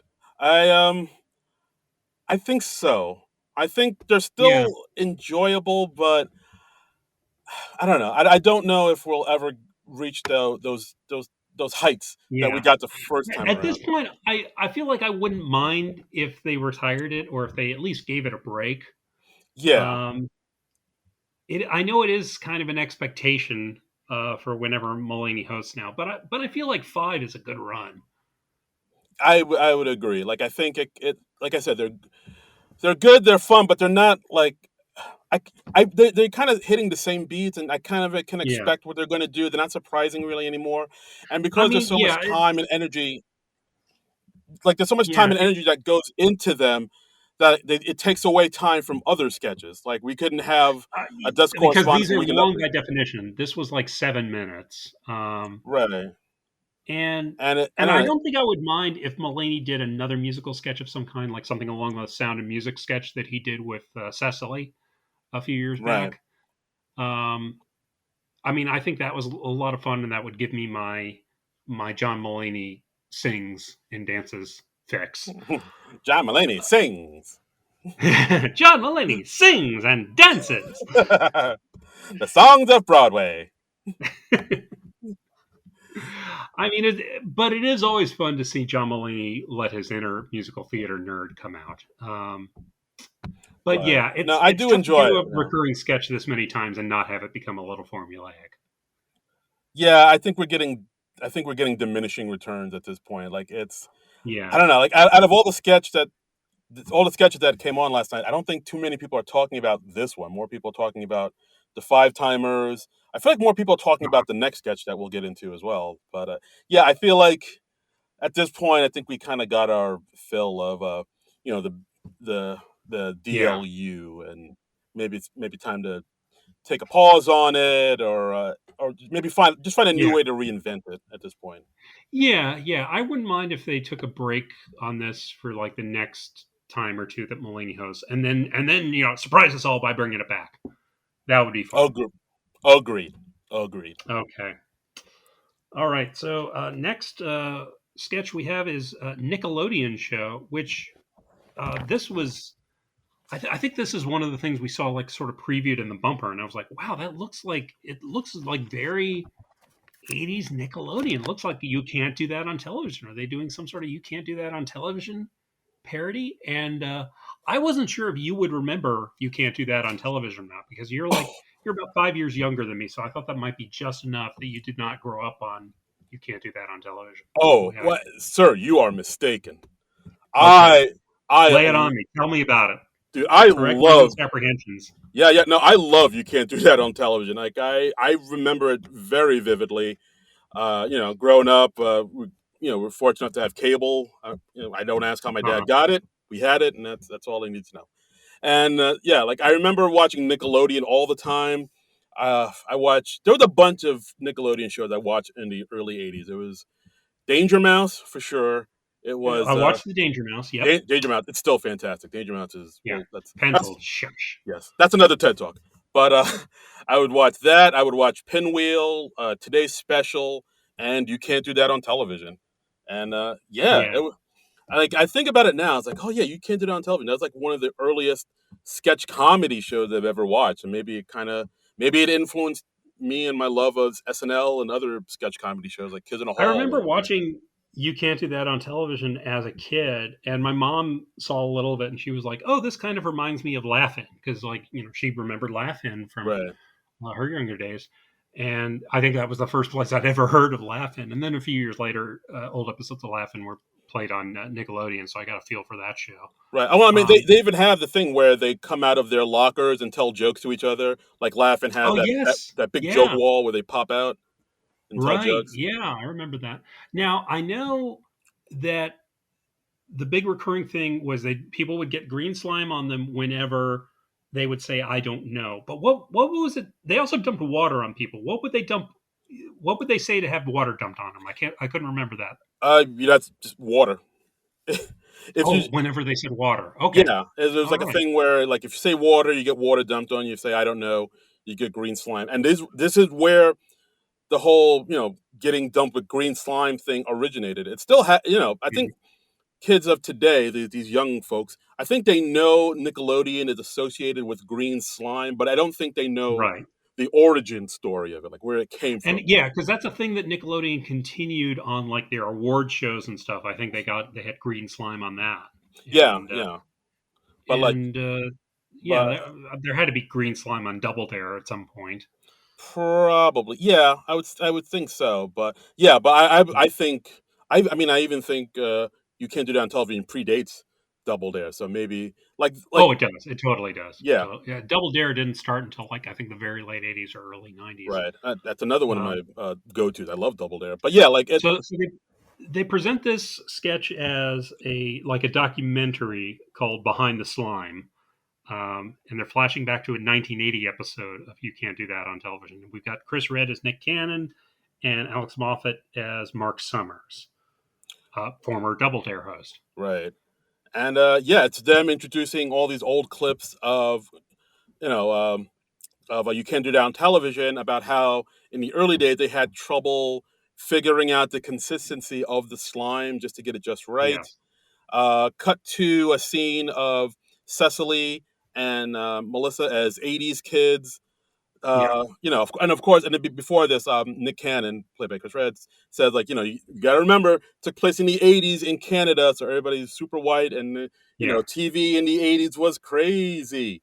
And by the way, the wig they put on Cecily, it made her like a dead ringer for one of the "You Can't Do That on Television" kids. Like, I think the girl's name was Tracy, Was it? and she was like one of the main kids on that show. Yeah, But I know one of them was like Christine, but everybody called her Moose. Like, I remember, like, oh yeah, I remember Moose. I remember Moose. yeah, I yeah. know Alanis Morissette was a regular at some point. I think Yes, briefly, but yeah, yes, she was. It was her. There was a kid named Alistair, which always there was like a interesting name for a kid, and yeah, very British name for a yeah, Canadian show. yeah. I And like, there was that adult actor who played the janitor and yeah. the TV stagehand guy. Oh yeah, Roth, something like that. Yeah, and a Yeah, cook. He was a cook at the cafe they went to, and his name was Barf, I think. right. What do you think's in the burgers? Right. Yeah, they did all Funny. sorts of gross ads. But anyway, Cecily's wig, dead on. They nailed that early '80s look. Um, so originally, like they're dropping buckets on the kids' heads instead of slime, giving them concussions. Uh, Yeah, I we think. see John Mulaney and Sarah Sherman. They're getting blasted with the slime from underneath instead of it being dumped from above. Yeah, I think. Like at one point because like they're experimenting, trying to figure out the slime, and like you said, that Yeah, like at one point John Mulaney gets shot like out of a cannon and hit with yeah. some green. He looked like genuinely shocked, like when that green slime He hit him. says Jesus Christ, and some people were theorizing that that was like an actual ad lib. Like he gets hit very hard, and he's like, "It's like all my needles are hitting my face." Like, he looked like he was about to say shit, but he said, "Jesus Christ." He, his teeth were green after that happened. He got hit hard. Yeah. Um, He was not expecting that. it was not, and they hit him like 3 times in a row. Um, by the way, John Mulaney was reading a copy of The Amazing Spider-Man number 194, which, for you comic book aficionados in the audience, first appearance of the Black Cat, and a Mm. period accurate comic. So whoever figured that out, they actually grabbed a comic book from 1979. So kudos to you for that. Mm. Thank you for doing that. Wow. So maybe this sketch is MCU canon. Is that what you're trying to say right here, right now? I'm not saying that. I'm just saying it was accurate to the time period they were depicting, which is Okay. always nice because otherwise you get like Radar or Riley reading an issue of the Avengers in 1950s Korea, and that doesn't do anybody any good. Yeah. It's always nice when whoever is doing the set dressing doesn't just grab a generic comic under the thought that like, oh, it's a comic book, they all look the same. No, No. no, we No. can tell when you get a comic book from the wrong Yeah. period, and I love it whenever they get something period Right. accurate, Yeah. even though they ruin the issue by Yeah. covering it with green slime. Yikes. I hope that wasn't a collectible. Well, I mean, it's the Black Cat's first appearance, so it's got to be worth something. Oh boy. The Twitter account that ID'd it, that I retweeted, said like, "I hope that wasn't a genuine copy that they ruined." And I was like, "Well, hey, look at it this way: all the other copies of Amazing Spider-Man number 194 just increased in value." Yeah. Because I imagine like somebody from the staff like borrowed their brother's copy, and when they got it back, they had to like put it back in the sleeve and hope it brother didn't notice. I mean, there's no way that's salvageable. Brother's There's like, "What no the way. fuck happened to my comic?" What else do we have in the sketch? We had Kyle and Mikey as a duo. They were getting like a steady stream of slime poured on them, and when they come back from that sketch, they're saying, yeah. After that, they shortened the slime time from 6 minutes to 6 seconds. So Yeah. I thought this was pretty great. Like, I mean, This was fun. I yeah. mean, I mean, Nickelodeon nostalgia aside, like I dug this sketch. I thought it was pretty funny. I yeah. don't know, like the parts where 80 would come in as like sort of the stagehand that was working on the slime. I don't know if it needed that. I don't know. That didn't. Yeah, yeah, I could have done without that. That's yeah, it seemed unnecessary because like we're also cutting back to Chris and Yeah. Alex hosting and Yeah. commenting on it. So yeah, I don't know if we need. Yeah, we don't need two sets of people commenting on what just happened. Exactly. Then we had Um, like Chris and Alex back and forth was good. Apparently there was yeah, looked like there was some issue with Chris's mustache that wouldn't stay on. he pulls it off at one point and then puts it back on, which was kind of funny. Yeah, I liked how he just rolled with it. just like rips off his mustache right off his face. Yeah, and oh, shout out to Chloe Feynman for neatly avoiding the slime when Kyle and Mikey were getting just pummeled with it. I don't know if she realized she was on camera or not. We see her like just sort of standing to the side and just cracking up. Uh, I gotta watch that that was again. I missed that. yeah, check it out. But that was fun. I mean, this was the last thing most of the actors in this sketch did, understandably, because Yeah, cleanup must have taken a while. right. I mean, we even see as John Mulaney is introducing LCD sound system again for the second performance, he's still just straight up covered in the green goop. And Yeah, yeah, like, that was fun. yeah, that That was was fun. a nice little visual. I dug that. Yeah, it's fun when you see people still in their costumes at the good nights or when they're introducing the band. Yeah, I always enjoy that. Yeah, it's far out. And by the way, there was also apparently dirty, nasty, hardcore Double Dare at some point in Double Dare's history. Mm. So Arrgh. Well, looks I like don't know. I don't know if that's on YouTube. You may have to go to Pornhub for that. you got to go to the dark So web. Hey, yep. So if you're into that, again, we're not going to kink shame. you do whatever you want with that dirty, super sloppy, nasty double dare. Yep. Mhm. So Last sketch of the night. anyway, this was a fun one. Yeah, and this next one was a fun one. This was called Cupid Shuffle. Again, a callback to another John Mulaney sketch where they did the Cha Cha Slide. This was apparently written by Brian Tucker. Right. And yeah, so it's basically sort of the same premise as that sketch that John Mulaney was last in.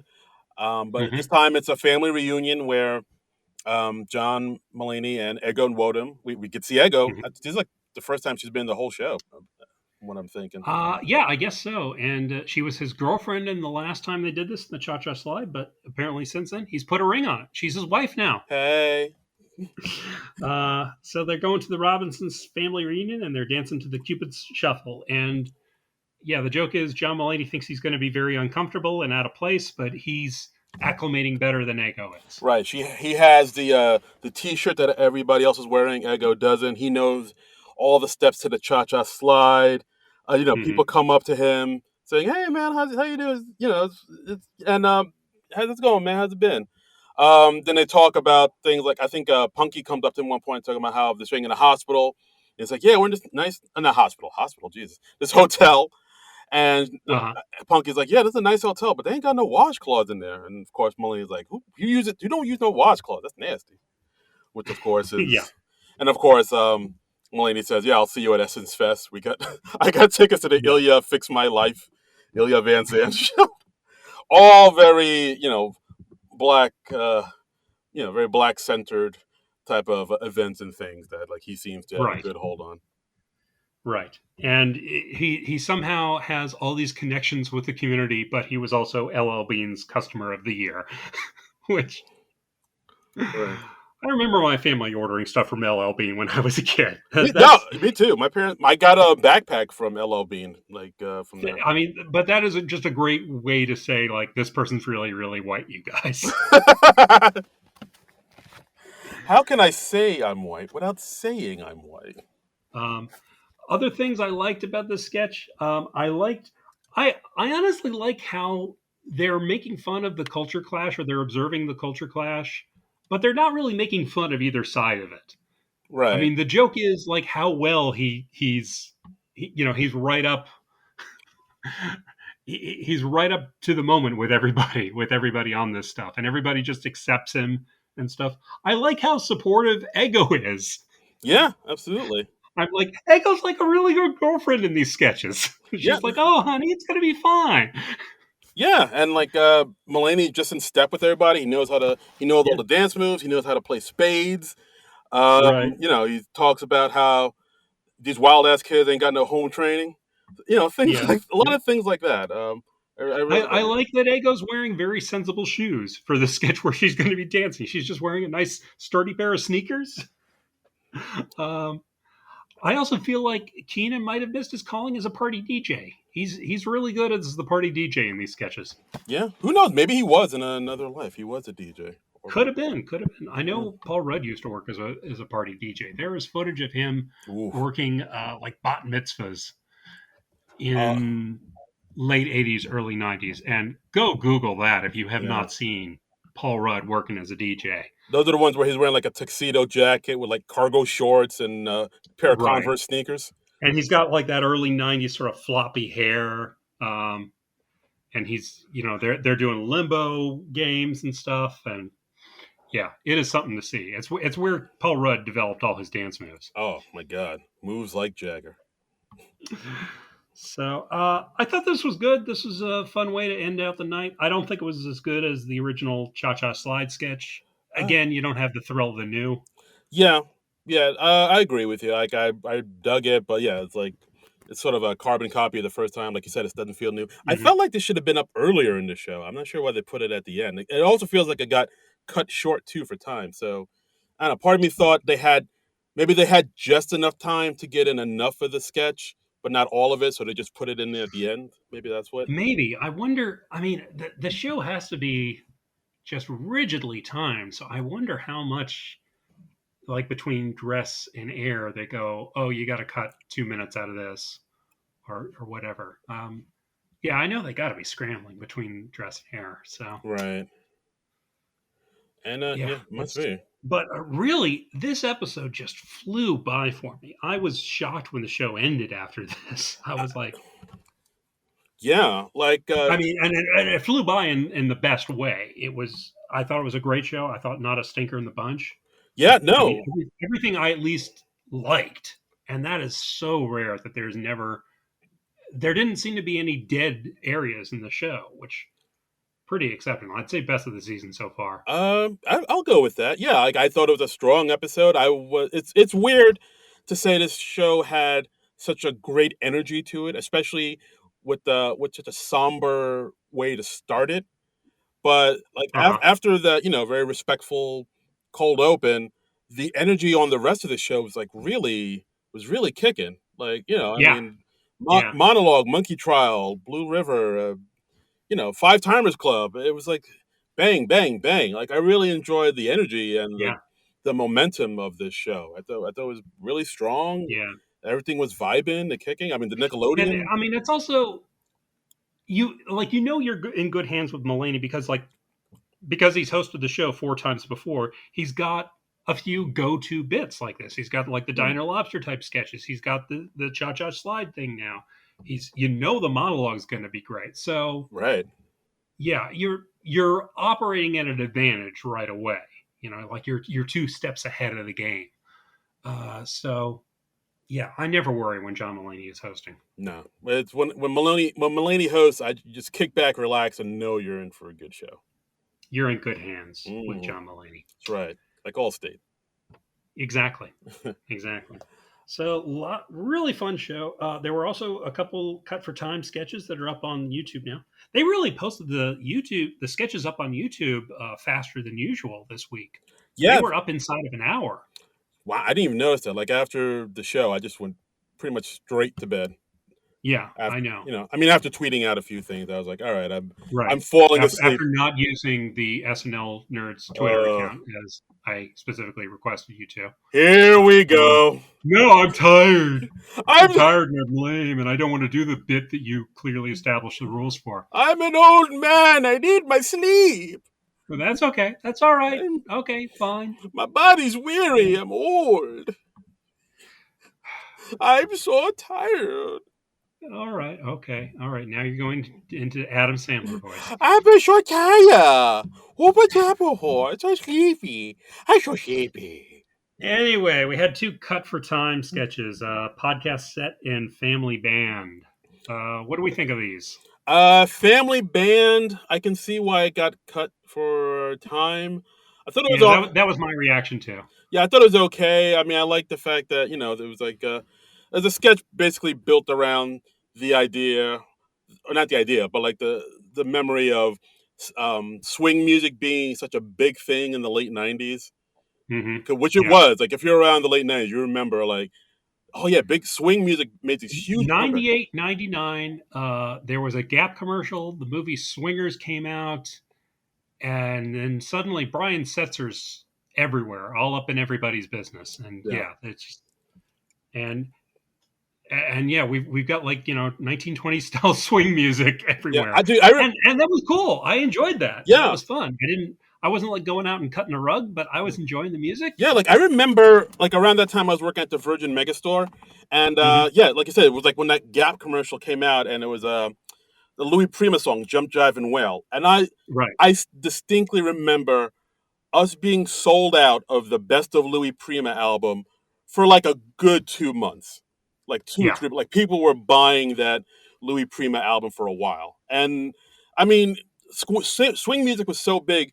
Like Big Bad Voodoo Daddy played the Super Bowl like around that time Did too. they? They did. They played the Oh Super my Bowl. god! Look it up. Wow. I didn't realize that. Either it was Big Bad Voodoo Daddy or Cherry Poppin' Daddy. It's one of the daddies. But they played One of those two. One of those two. they played the Super Bowl, and I was like, "This Are is they actually different bands? I don't know. Science does not have an answer to that question yet. we don't have the technology." Yeah, no. We just. Oh, I pissed off all the swing music aficionados They're now.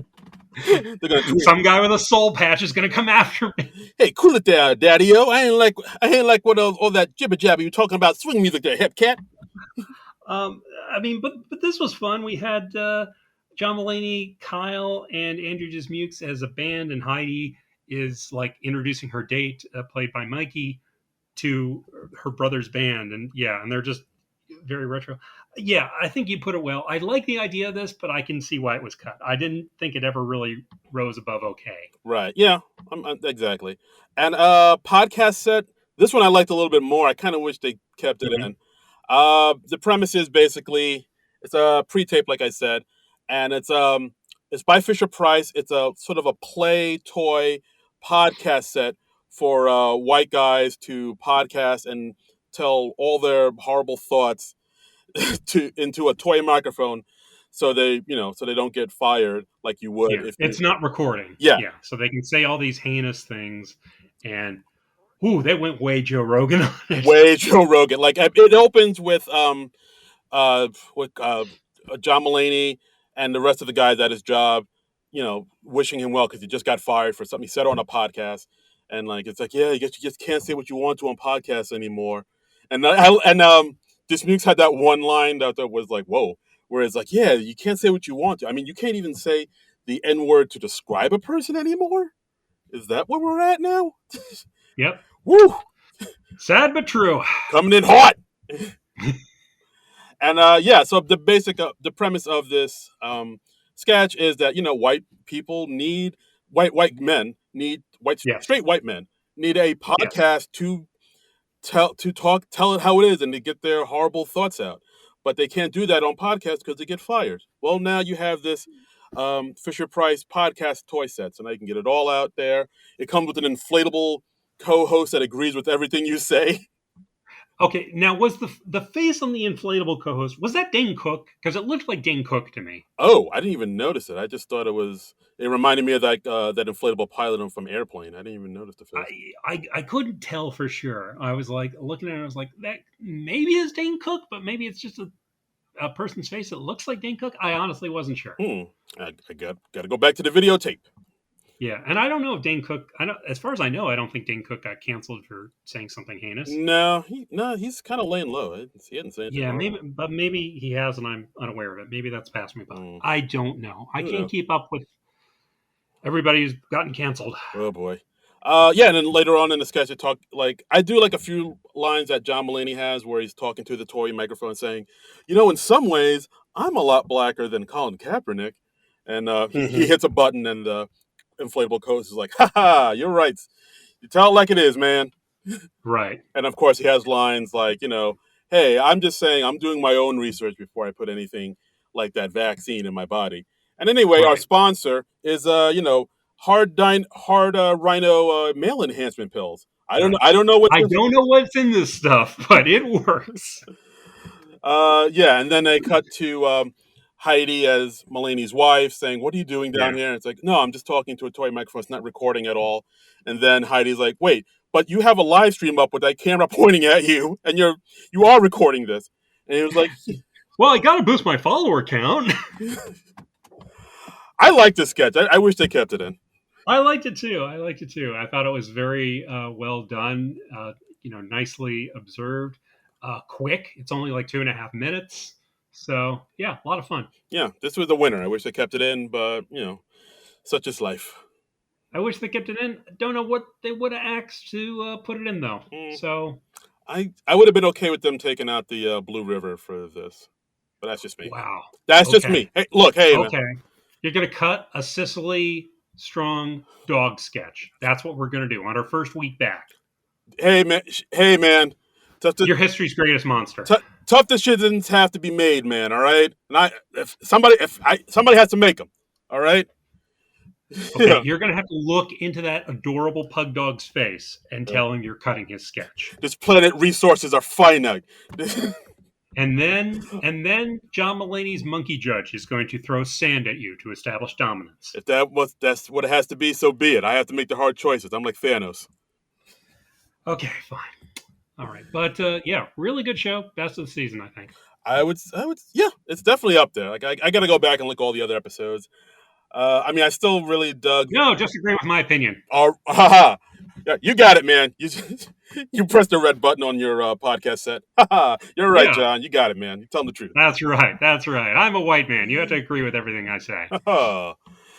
Yeah, and that's our episode, guys. As always, it's always a pleasure. Thanks again for listening, and maybe we should go to our the Twitters because we tweeted out as always. Let's tweet. Let's read the tweet stuff. Da-da-da-da. Let's see what's going on What did the on the Twitter sphere. what did the people So, say about do this? people have thoughts? Do people have comments? Okay. Did they share those thoughts and comments with us? Yes. Well, here we got one. Mikey at Mm-hmm. space Mikey space. Love the fun energy of this show that everyone seemed to have, and clearly became an instant classic. The moment we saw Cecily in a dog heavy sketch. All right, fine. See, Oh, see, damn it, Mikey. that's what I'm talking about. Whose side are you? Whose side are you on, Mikey? You make me look the fool here. Overall, it felt like a typical Mulaney show, which is a good thing, and so weird but refreshing to see Conan back on NBC.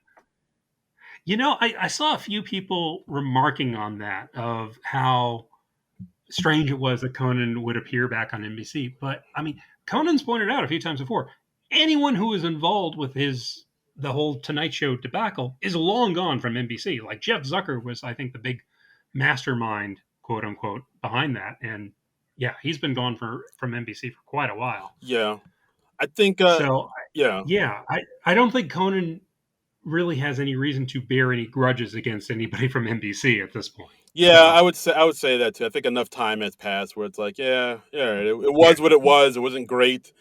It was unfortunate, but it's in the past now. So yeah, let's. and I think Conan will also be the first to say he has way more good memories of NBC than bad. I mean, yes, it was horrible at the end, and they screwed him over royally. But I mean, he had 16 years of late night and all those years at SNL before that. So Right. Yeah, he spent like 2 decades of his career there. So yeah, absolutely. I don't think he has much reason to be cross with NBC at this point. Yeah, I agree. I agree. So we also got one from Boardman Gets Paid. Mm-hmm. Hey guys, long time listener, fifth time caller. As per usual, Ah, thank you. Boardman gets paid. as per So, as per usual, I did not catch it live, but it looks like this was a dope episode. That's it. Just happy to be here. okay. Well, thank you very much, Boardman gets paid. And Again, we think you should be Lee Hot, He Lion. Right. I think that's much catchier. I know that's not the way your Twitter handle is supposed to break down, but you should change it. Yes. Next, we have my old college roommate, Scott Hume at MNS Hume. As much as I loved the You Can't Do That on Television sketch and the Subway musical sketch, my favorite of the night was the dog food God commercial. damn it! I see the ad it's based on almost every day, and this was a perfect parody of that dumb and snooty ad. I haven't looked up any of the real Blue Buffalo commercials. I don't think we get them quite as much in our area of the country. But yeah, we should check that out. All right, fine. I won't get rid of the Blue River commercial. God, son of a bitch. All right. Well, I misread the room. People have spoken. I really misread the room on this one. Whoa. I love this, and we did not plan this out, so I am loving this. This went horribly. And lastly, I don't think we've gotten a comment from this person before. They're called Tired, and their Twitter handle is Please Stop 2022. Agreed. Says, loved this episode! 3 exclamation points. A good blend of the cast, though I'm sad I didn't see Aristotle. Yeah, he was missing from this episode. Outside of the LCD Soundsystem shout out, I don't think he was represented at all, which is too bad. Yeah, it's a bummer. Maybe he wasn't there this week for whatever reason. Who knows? Maybe. Good blend of the cast. A good musical sketch with some good singing. Very funny, in my opinion. Beautiful cold open. And Cecily is back. Cecily is back, baby. Yeah. Glad Please Don't Destroy got on too. Wish the weekend update features had made it, but hopefully Melissa will get it on soon. Hopefully. I hope Tired is talking about Melissa getting a segment on update and not, her getting it on. Oh, coitus. Yeah. Not that she should be getting it on, if she chooses to. You do you, girl. Yeah.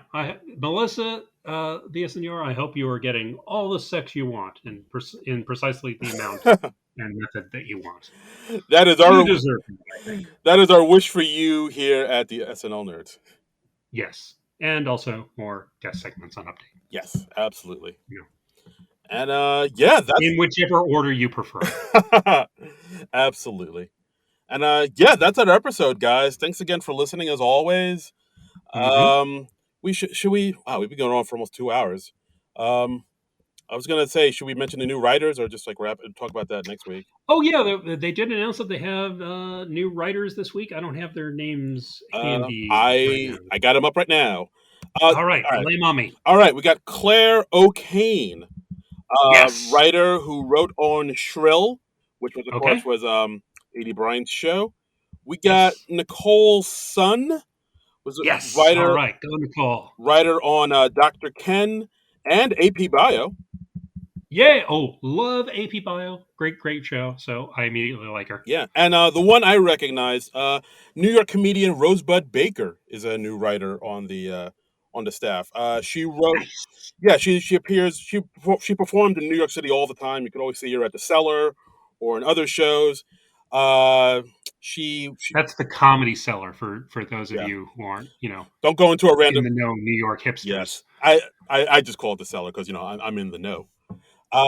She was also wrote on That Damn Michael Che show on HBO Max. She was also on like that. Pause with Sam J show on HBO Max. She was at Bill Burr's show on Comedy Central, The Ringers, and she has an hour-long special on a Comedy Central special on YouTube called Whiskey Fits, which you can watch. And she's really funny.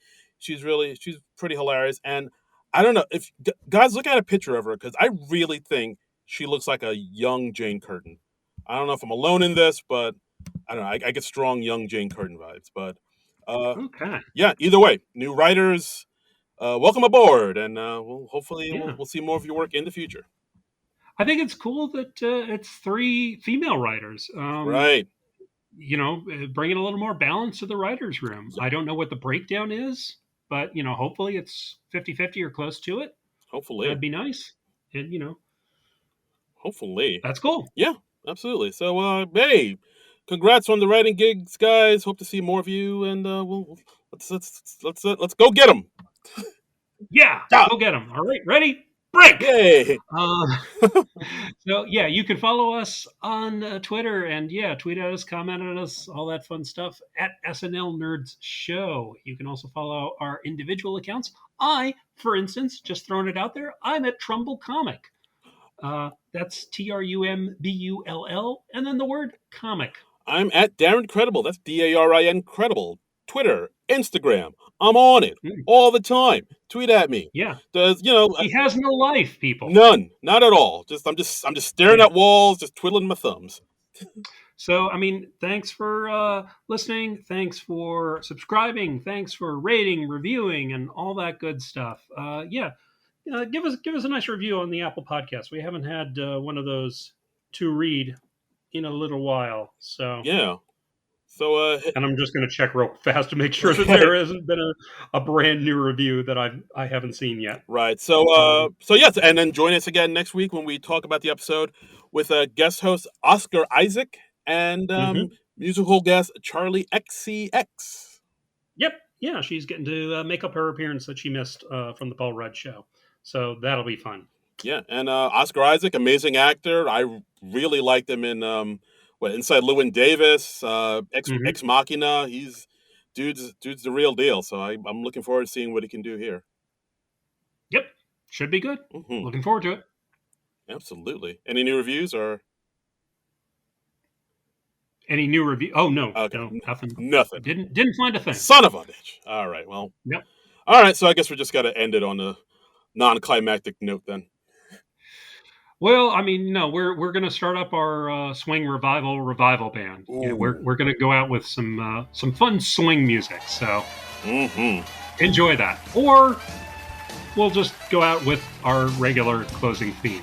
It's really up to super producer Frank Kablawi. We'll see what he feels like, and we'll all be surprised together. Maybe it's playing right now. I don't know, is what I'm saying. And we'll be just as surprised as you are, listeners. Right. That's really something that he does. So we'll see you next week for Oscar Isaac and Charlie XCX. But until then, nerds out! This has been a non-productive media presentation. Executive producer Frank Kablawi. This program and many others like it on the Non-Productive Network is distributed under a Creative Commons Attribution Non-Commercial No Derivatives license. Please share it, but ask before trying to change it or sell it. For more information, visit non-productive.com.